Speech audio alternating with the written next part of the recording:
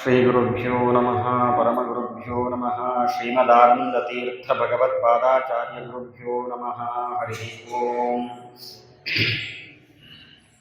ಯೋऽन्तಃ ಪ್ರವಿಶ್ಯ ಮಮ ವಾಚಮಿಮಾಂ ಪ್ರಸುಪ್ತಾಂ ಸಂಜೀವಯತ್ಯಖಿಲಶಕ್ತಿಧರಸ್ವಧಾಮ್ನಾ ಅನ್ಯಾಂಶ್ಚ ಹಸ್ತಚರಣಶ್ರವಣತ್ವಗಾದಿ ಪ್ರಾಣಾನ್ ನಮೋ ಭಗವತೆ ಪುರುಷಾಯ ತುಭ್ಯಂ. ಬುದ್ಧಿರ್ಬಲಂ ಯಶೋಧೈರ್ಯಂ ನಿರ್ಭಯತ್ವಮರೋಗತಾ ಅಜಾಡ್ಯಂ ವಾಕ್ಪಟುತ್ವಂ ಚ ಹನುಮತ್ಸ್ಮರಣಾತ್ ಭವೇತ್. ನಮೋ ವಸ್ತಾತ್ವಿಕಾ ದೇವಾಃ ವಿಷ್ಣುಭಕ್ತಿಪರಾಯಣಾಃ ಧರ್ಮಮಾರ್ಗೇ ಪ್ರೇರಯन्तु ಭವಂತಃ ಸರ್ವ ಏವ ಹಿ.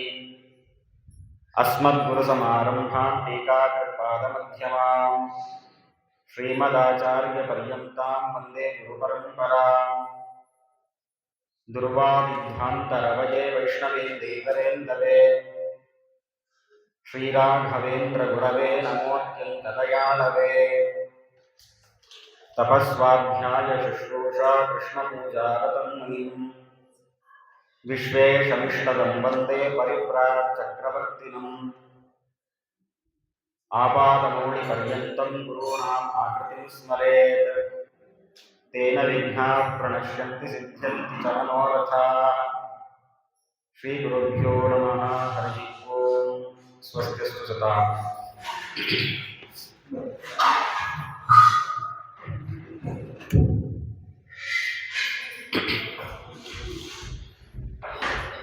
ವೇದದಲ್ಲಿ ಒಂದು ಮಾತನ್ನು ನಾವು ಪ್ರತಿನಿತ್ಯದಲ್ಲಿ ಕೇಳ್ತೀವಿ. ತಮೇವಂ ವಿದ್ವಾನ್ ಅಮೃತಯಃ ಭವತಿ ನಾಣ್ಯಪಂಥ ವಿದ್ಯತೆ ಅಯನಾಯ ಅಂತ. ಇದರ ಅಭಿಪ್ರಾಯ, ಪರಮಾತ್ಮನನ್ನ ಸರಿಯಾದ ಕ್ರಮದಲ್ಲಿ ತಿಳಿದುಕೊಂಡಿರತಕ್ಕಂತಹ ವ್ಯಕ್ತಿ ಮೋಕ್ಷವನ್ನು ತಾನು ಪಡೀತಾನೆ. ಇದನ್ನು ಬಿಟ್ಟು ಈ ಭವಬಂಧನದಿಂದ ಬಿಡುಗಡೆಗೊಳ್ಳಲಿಕ್ಕೆ ಬೇರೆ ಮಾರ್ಗ ಇಲ್ಲ ಅನ್ನೋ ಒಂದು ಮಾತನ್ನ ಪುರುಷ ಸೂಕ್ತದಲ್ಲಿ ನಾವು ಪ್ರತಿನಿತ್ಯ ಪಠನೆ ಮಾಡ್ತೀವಿ. ದೇವರನ್ನ ತಿಳಿದುಕೊಳ್ಳೋದು ಅಂದರೆ ಯಾವ ಕ್ರಮದಲ್ಲಿ? ಇವತ್ತು ನಮ್ಮೆಲ್ಲರಿಗೂ ಕೂಡ ದೇವರು ಅನ್ನೋ ತಿಳುವಳಿಕೆ ಇದೆ. ದೇವರು ನಮಗಿಂತಲೂ ದೊಡ್ಡವನು, ಅನೇಕ ಅವತಾರಗಳನ್ನು ತಾನು ತಾಳಿದ್ದಾನೆ, ಕಷ್ಟ ಬಂದಾಗ ಭಕ್ತರನ್ನ ರಕ್ಷಣೆ ಮಾಡುತ್ತಾನೆ, ಇಷ್ಟೆಲ್ಲ ನಾವು ತಿಳಿದಿದ್ದೇವೆ. ಆದರೆ ಇಷ್ಟೇ ಸಾಕಾಗತ್ತಾ ಅಂತ ವಿಚಾರ ಮಾಡಿದಾಗ ಇಷ್ಟು ಮಾತ್ರ ಸಾಕಾಗೋದಿಲ್ಲ. ದೇವರ ಬಗೆಗೆ ಏನಾದರೂ ಬೇರೆ ಬೇರೆ ರೀತಿಯ ಪ್ರಶ್ನೆಗಳು ಬಂದಾಗ ಆ ಪ್ರಶ್ನೆಗಳಿಗೆ ಉತ್ತರವನ್ನು ಹುಡುಕುವ ಕೆಲಸವನ್ನು ನಾವು ಮಾಡಬೇಕಾಗಿದೆ. ಅದರಲ್ಲೂ ಇಂದಿನ ಕಾಲದಲ್ಲಂತೂ ಇದು ತುಂಬ ಅವಶ್ಯಕತೆ ಇದೆ.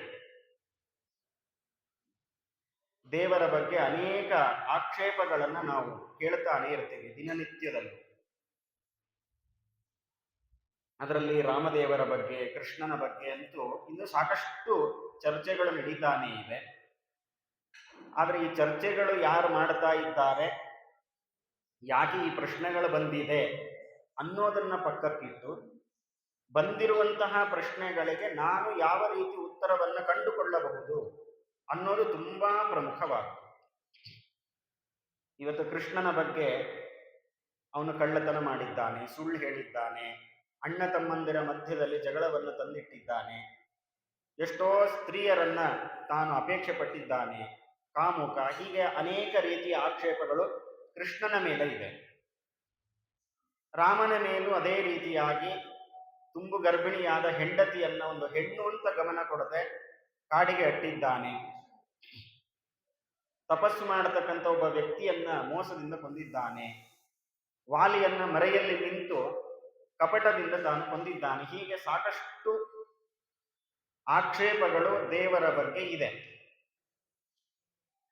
ಈ ಆಕ್ಷೇಪಗಳು ಯಾರು ಮಾಡ್ತಾ ಇದ್ದಾರೆ, ಅವರು ಆಸ್ತಿಕರೋ ನಾಸ್ತಿಕರೋ ಅನ್ನೋ ಪ್ರಶ್ನೆ ನಂತರದಲ್ಲಿ. ಆದರೆ ಈ ಪ್ರಶ್ನೆ ಬರ್ತಾ ಇದೆ. ಹಾಗಾದ್ರೆ ಇದಕ್ಕೆ ನಾವೇನು ಉತ್ತರವನ್ನು ಕಂಡುಕೊಳ್ಳಲಿಕ್ಕೆ ಪ್ರಯತ್ನವನ್ನು ಮಾಡ್ತಾ ಇದ್ದೇವೆ? ಇದು ನಾವು ನಮಗೆ ನಾವೇ ಪ್ರಶ್ನೆಯನ್ನು ಮಾಡಿಕೊಳ್ಬೇಕು. ಹಾಗಾದ್ರೆ ಇಷ್ಟೆಲ್ಲ ಆಕ್ಷೇಪಗಳು ಬರ್ತಾ ಇದೆ. ಯಾರು ಆಕ್ಷೇಪವನ್ನು ಮಾಡ್ತಾರೋ ಅವರು ದೇವರ ಮೇಲೆ ಭಕ್ತಿ ಇಲ್ಲ, ಅವನು ನಾಸ್ತಿಕ ಅಂತ ಬೈದುಕೊಳ್ಳೋದು ಮಾಡ್ತಾ ಇದ್ದೇವೆ. ಆದ್ರೆ ಆ ಪ್ರಶ್ನೆಗೆ ಉತ್ತರವನ್ನು ಕಂಡುಕೊಳ್ಳುವಂತಹ ಒಂದು ಕೆಲಸವನ್ನ ನಾವು ಮಾಡ್ತಾ ಇಲ್ಲ. ಅದನ್ನು ಮಾಡಿದಾಗ ತಮೇವಂ ವಿದ್ವಾನ್ ಅಮೃತ ಯಹ ಭವತಿ. ಹಾಗಾದ್ರೆ ಈ ರೀತಿಯಾದ ಆಕ್ಷೇಪಗಳಿಗೆ ಹರಿವಾಯು ಗುರುಗಳ ಅನುಗ್ರಹದಿಂದ ನಾನೇನು ಉತ್ತರವನ್ನು ಕಂಡುಕೊಳ್ಳಬಹುದು, ಅಥವಾ ಯಾರಲ್ಲಿ ಕೇಳಬೇಕು, ಹೇಗೆ ಇದನ್ನು ಪರಿಹಾರ ಮಾಡಿಕೊಳ್ಳಬೇಕು, ಇದರ ಬಗ್ಗೆ ನಾವು ಗಮನ ಹರಿಸಬೇಕು.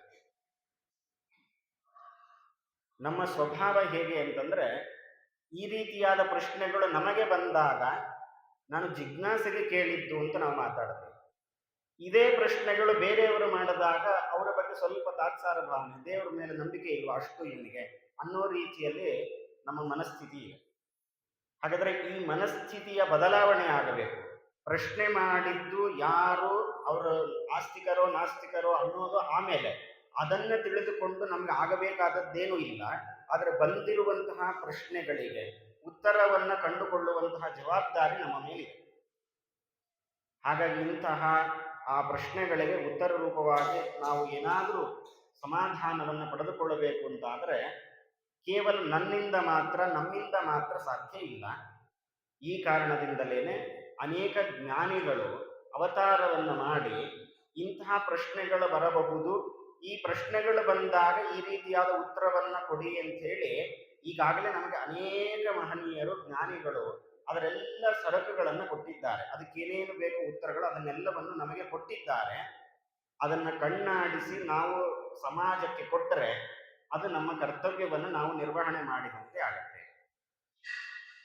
ಹಾಗಾಗಿ ಈ ಕಾರಣದಿಂದಲೇ ಜ್ಞಾನಿಗಳು, ಅದು ಸಂಸ್ಕೃತ ಸಾಹಿತ್ಯದಲ್ಲಾಗಿರಬಹುದು ಅಥವಾ ಹರಿದಾಸರು ಕನ್ನಡದ ಪದಪದ್ಯ ಸುಳಾದಿಗಳ ಮೂಲಕ ಆಗಿರಬಹುದು, ನಮಗೆ ಯಾಕೆ ಇಷ್ಟು ಸಾಹಿತ್ಯವನ್ನು ನಮಗೆ ಒದಗಿಸಿಕೊಟ್ಟಿದ್ದಾರೆ ಅಂದರೆ, ನಾನು ಒಬ್ಬ ದೊಡ್ಡ ಕವಿ, ನಾನು ದೊಡ್ಡ ದೊಡ್ಡ ಕವಿತೆಗಳನ್ನು ಕವನಗಳನ್ನು ಮಾಡುವ ಶಕ್ತಿ ಇದೆ, ಕಾವ್ಯಗಳನ್ನು ರಚನೆ ಮಾಡುವ ಬುದ್ಧಿವಂತಿಕೆ ಇದೆ, ನನಗೆ ಜನರು ಸನ್ಮಾನ ಮಾಡುತ್ತಾರೆ ಅನ್ನೋ ಕಾರಣಕ್ಕಾಗಿ ಅವರು ತಮ್ಮ ತಮ್ಮ ಸಾಹಿತ್ಯವನ್ನ ಮುಂದುವರೆಸಿದ್ದಲ್ಲ. ಆ ಸಾಹಿತ್ಯದ ಮೂಲಕ ನಮ್ಮ ತನಕ ಅವರು ತಲುಪಿ ನಮ್ಮಲ್ಲಿದ್ದ ಅಜ್ಞಾನವನ್ನ, ನಮ್ಮಲ್ಲಿದ್ದ ಈ ಗೊಂದಲವನ್ನ ಪರಿಹಾರ ಮಾಡಿ ನಮಗೆ ಒಳ್ಳೆ ಮಾರ್ಗವನ್ನು ಹಾಕಿಕೊಟ್ಟಿದ್ದಾರೆ. ಹಾಗಾದ್ರೆ ಆ ಮಾರ್ಗದಲ್ಲಿ ಸಾಗಿದಾಗ ನಮಗೆ ಎಷ್ಟೋ ಪ್ರಶ್ನೆಗಳಿಗೆ ಉತ್ತರ ಸಿಗಲಿಕ್ಕೆ ಸಾಧ್ಯತೆ ಇದೆ. ಅದರ ಮಾರ್ಗದಲ್ಲಿ ನಡೆಯುವಂತಹ ಕೆಲಸವನ್ನ ನಾವು ಮಾಡಬೇಕಾಗಿದೆ. ಹಾಗಾದ್ರೆ ದೇವರ ಬಗ್ಗೆ ಯಾರಾದರೂ ಆಕ್ಷೇಪ ಮಾಡಿದಾಗ ಅಯ್ಯೋ ಈ ರೀತಿ ಆಕ್ಷೇಪ ಬಂತಲ್ಲ, ಯಾರೋ ಮಾಡಿದ್ದಾರೆ ಅಂತ ಬೇಸರ ಆಗುವ ಸಾಧ್ಯತೆ ಇದೆ, ಇಲ್ಲ ಅಂತಲ್ಲ. ಆದರೆ ಅಷ್ಟಕ್ಕೆ ಸೀಮಿತರಾಗದೆ ಅದರ ಮೇಲೆ ನಮ್ಮ ಕೈಲಾದ ಪ್ರಯತ್ನವನ್ನ ಮಾಡಿ ಶಾಸ್ತ್ರದ ಹಿನ್ನೆಲೆಯಲ್ಲಿ ಜ್ಞಾನಿಗಳು ತಿಳಿಸಿರುವಂತಹ ರೀತಿಯಲ್ಲಿ ಕ್ರಮದಲ್ಲಿ ಆ ಪ್ರಶ್ನೆಗಳಿಗೆ ಉತ್ತರವನ್ನ ಕೊಡುವಂತಹ ಜವಾಬ್ದಾರಿ ನಮ್ಮ ಮೇಲಿದೆ. ಅದರಲ್ಲೂ ಇವತ್ತಿನ ಕಾಲದಲ್ಲಂತೂ ಮುಂದಿನ ಜನಾಂಗಕ್ಕೆ ಇದನ್ನೆಲ್ಲ ಹೇಳುವಂತಹ ಅನಿವಾರ್ಯತೆ, ಅವಶ್ಯಕತೆ ಇವತ್ತು ಬಂದಿವದವು.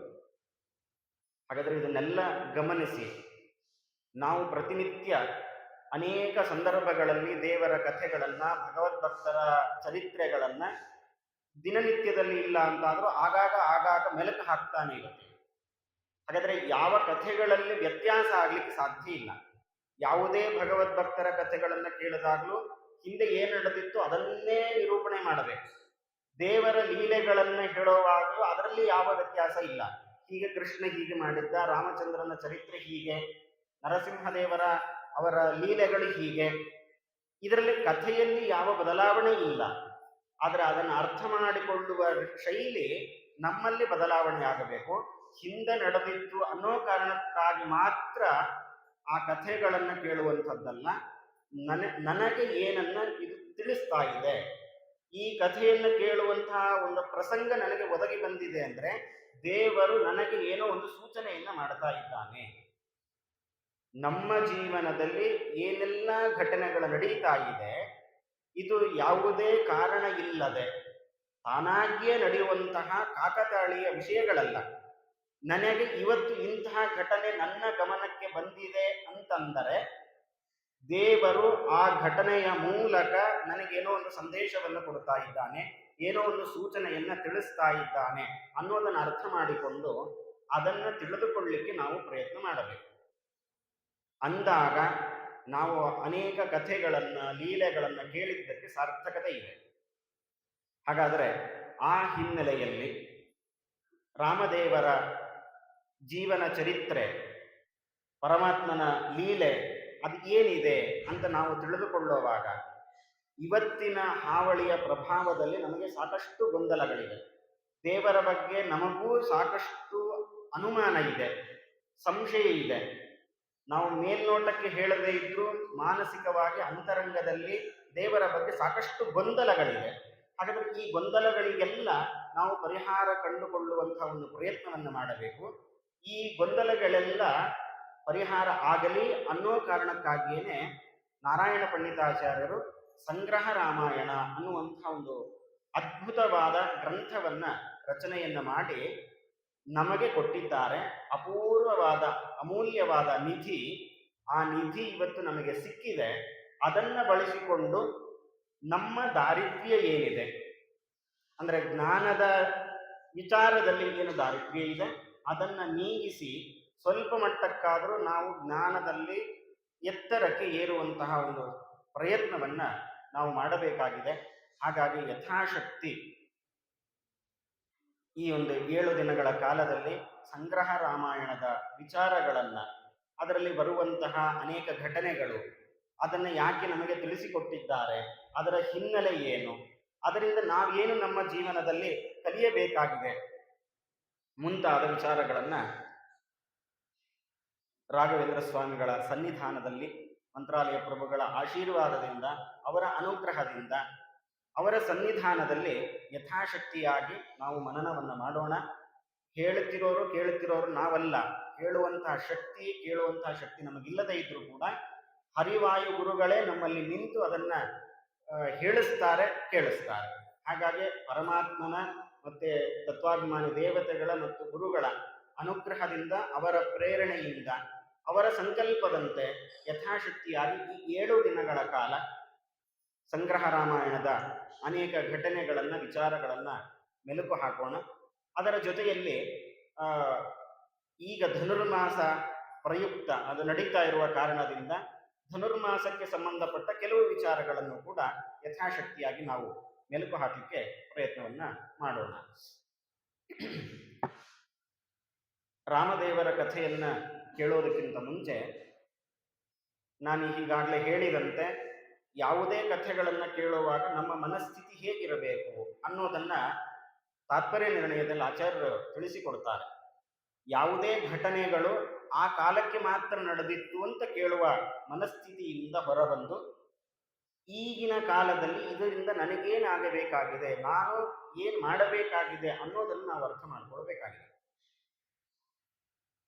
ಇದನ್ನ ಸರಿಯಾಗಿ ನಾವು ಅರ್ಥ ಮಾಡ್ಕೊಳ್ಬೇಕು ಅಂತಾದರೆ ಒಂದು ಪ್ರಶ್ನೆಗೆ ನಾವು ಉತ್ತರವನ್ನು ಕಂಡುಕೊಳ್ಳಬೇಕು. ಇವತ್ತು ರಾಮದೇವರ ಕಥೆಯನ್ನ ಕೇಳಬೇಕು ಅಂತ ನಾವೆಲ್ಲರೂ ಇಲ್ಲಿ ಸಿದ್ಧರಾಗಿ ಕೂತಿದ್ದೇವೆ. ಹಾಗಾದರೆ ರಾಮದೇವರ ಕಥೆಯಲ್ಲಿ ಏನಾದರೂ ಬದಲಾವಣೆ ಇದೆಯಾ? ಆಗಿನ ಕಾಲದಲ್ಲಿ ನಡೆದ ಕಥೆ, ಸುಮಾರು ಸಾವಿರಾರು ವರ್ಷಗಳ ಹಿಂದೆ ನಡೆದಿರತಕ್ಕಂಥ ಕಥೆ. ಕೃಷ್ಣನ ಕಥೆ ನಾವು ಕೇಳಿಯೇನೆ 5,000 ವರ್ಷಗಳಾಗ್ತಾ ಇದೆ. ಅಂದ್ರೆ ನಮಗೂ ಕೃಷ್ಣನ ಅವತಾರಕ್ಕೂ ಇರುವಂತಹ ವ್ಯತ್ಯಾಸ, ಕಾಲದ ವ್ಯತ್ಯಾಸ ಎಷ್ಟು ಅಂದ್ರೆ 5,000 ವರ್ಷಕ್ಕೂ ಜಾಸ್ತಿನೇ ಇದೆ. ಹಾಗಾದ್ರೆ ಅದಕ್ಕಿಂತಲೂ ಪ್ರಾಚೀನವಾದದ್ದು ರಾಮದೇವರ ಕಥೆ. ಮೊನ್ನೆ ನಡೆದ ಅನೇಕ ಘಟನೆಗಳು ಇವತ್ತು ನಮಗೆ ನೆನಪಿರೋದಿಲ್ಲ, ಅಥವಾ ನೆನಪಿದ್ರೂ ಕೂಡ ಅದನ್ನು ಇವತ್ತು ಮತ್ತೆ ಮೆಲುಕು ಹಾಕಬೇಕು ಅಂತ ನಾವು ಇಷ್ಟಪಡೋದಿಲ್ಲ. ಇದು ಒಂದು ರೀತಿಯದ್ದು. ಇನ್ನೊಂದು, ನಾವು ಯಾವುದಾದ್ರೂ ಒಂದು ಘಟನೆಗಳನ್ನ ಕೇಳೋದು, ಅದರ ಬಗ್ಗೆ ವಿಚಾರ ಮಾಡೋದು ಅಂತಾದ್ರೆ ಅದು ನಮಗೆ ಸಂಬಂಧಪಟ್ಟಿರಬೇಕು, ಅಥವಾ ನಮ್ಮ ಹಿರಿಯರಿಗೆ ಯಾರಿಗಾದ್ರೂ ಸಂಬಂಧಪಟ್ಟ ಘಟನೆಗಳನ್ನ ನಾವು ಮೆಲುಕು ಹಾಕ್ತೀವಿ. ಇದು ನಮ್ಮ ಜೀವನದ ಕ್ರಮದಲ್ಲಿ ಇರುವಂತಹದ್ದು. ಆದ್ರೆ ಇವತ್ತು ರಾಮದೇವರ ಕಥೆ ಅಷ್ಟು ಸಾವಿರಾರು ವರ್ಷಗಳ ಹಿಂದಿನ ಕಥೆ. ಇದು ನನ್ನ ವಂಶದ ವ್ಯಕ್ತಿಯಲ್ಲ, ನಾನು ಆ ವಂಶದಲ್ಲಿ ಬಂದವನಲ್ಲ, ನಾವ್ಯಾರೂ ಬಂದವರಲ್ಲ.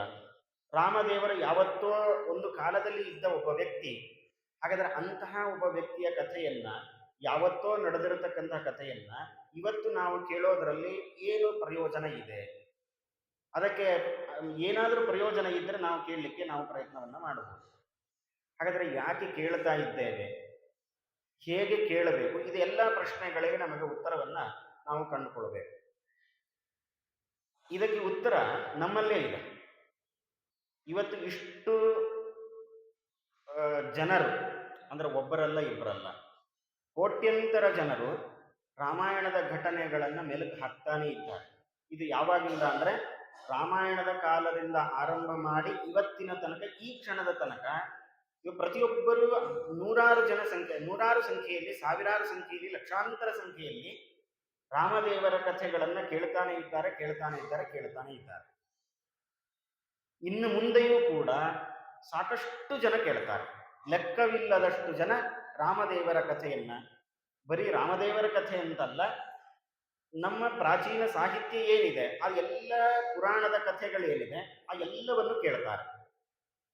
ಇದರಿಂದ ನಾವು ಅರ್ಥ ಮಾಡಿಕೊಳ್ಬೇಕಾಗಿರೋದೇನೆಂದ್ರೆ, ಯಾವುದೇ ಒಂದು ಘಟನೆಯನ್ನ ನಮಗೆ ತುಂಬಾ ಇಷ್ಟ ಆಗಿದೆ ಅಂತಾದರೆ 1 ಬಾರಿ, 2 ಬಾರಿ, 3 ಬಾರಿ, ಇನ್ನೂ ಜಾಸ್ತಿ ಅಂದ್ರೆ ಒಂದು 5-6 ಬಾರಿ ಅಥವಾ 10 ಸಲ ಕೇಳಬಹುದು. ಅಥವಾ ಒಬ್ರು ಇಬ್ರು ಕೇಳೋರು ಇರ್ತಾರೆ. ಈ ಕೆಲವೊಂದು ಕಥೆಗಳು ಅಂತಂದ್ರೆ ಕೆಲವರಿಗೆ ತುಂಬಾ ಇಷ್ಟ, ಅವ್ರು ಏನ್ ಮಾಡ್ತಾರೆ, ಮತ್ತೆ ಅದೇ ಕಥೆಗಳನ್ನ ಮೆಲುಕು ಹಾಕ್ತಾ ಇರ್ತಾರೆ. ಈ ರೀತಿ ಒಬ್ರು ಇಬ್ರು ಕಾಣ್ತಾರೆ. ಯಾವುದೋ ಒಂದು ವಿಷಯದ ಬಗ್ಗೆ ಸುಮಾರು ಸಲ ಕೇಳೋದು ಈ ತರ ಮಾಡೋದು ಒಬ್ರು ಇಬ್ರು ಕೇಳಬಹುದು, ಅಥವಾ ಒಂದು ಕಾಲದ ತನಕ ಕೇಳಬಹುದು. ಆದರೆ ಈ ಪುರಾಣದ ಕಥೆಗಳು ಹಾಗೆ ಬರ್ತಾ ಇಲ್ಲ. ಆ ಕಾಲದಿಂದ ಆರಂಭ ಮಾಡಿ ಇನ್ನು ಅನಂತ ಕಾಲದವರೆಗೆ ಈ ಕಥೆಗಳನ್ನ ಮೆಲುಕು ಹಾಕೋರು ಸಾಕಷ್ಟು ಜನ ಇದ್ದಾರೆ. ಹಾಗಾದ್ರೆ ಇವರು ಯಾರಿಗೂ ಹುಚ್ಚಿಲ್ಲ. ಅಂದ್ರೆ ಕಥೆ ಕೇಳಬೇಕು, ಯಾವುದೇ ಕಥೆ ಆಗಲಿ ನಾನು ಕೇಳಬೇಕು ಅನ್ನೋ ಹುಚ್ಚು ಇವರು ಯಾರಿಗೂ ಇಲ್ಲ. ಮತ್ತೆ ಕೇಳಿದ ಪ್ರತಿ ಬಾರಿಯೂ ಕೂಡ ಯಾವುದಾದ್ರೂ ಒಂದು ಹೊಸ ವಿಷಯ ನಮಗೆ ಅರ್ಥ ಆಗ್ತಾ ಹೋಗುತ್ತೆ. ಅದು ಉಪನ್ಯಾಸ ಮಾಡುವವರು ಅಥವಾ ಅದನ್ನು ನಿರೂಪಣೆ ಮಾಡುವವರ ಶಕ್ತಿ ಸಾಮರ್ಥ್ಯ ಅಲ್ಲ, ಆ ಕಥೆಯಲ್ಲಿರುವಂತಹ ಅಷ್ಟು ವಿಷಯಗಳು ಅದರಲ್ಲಿ.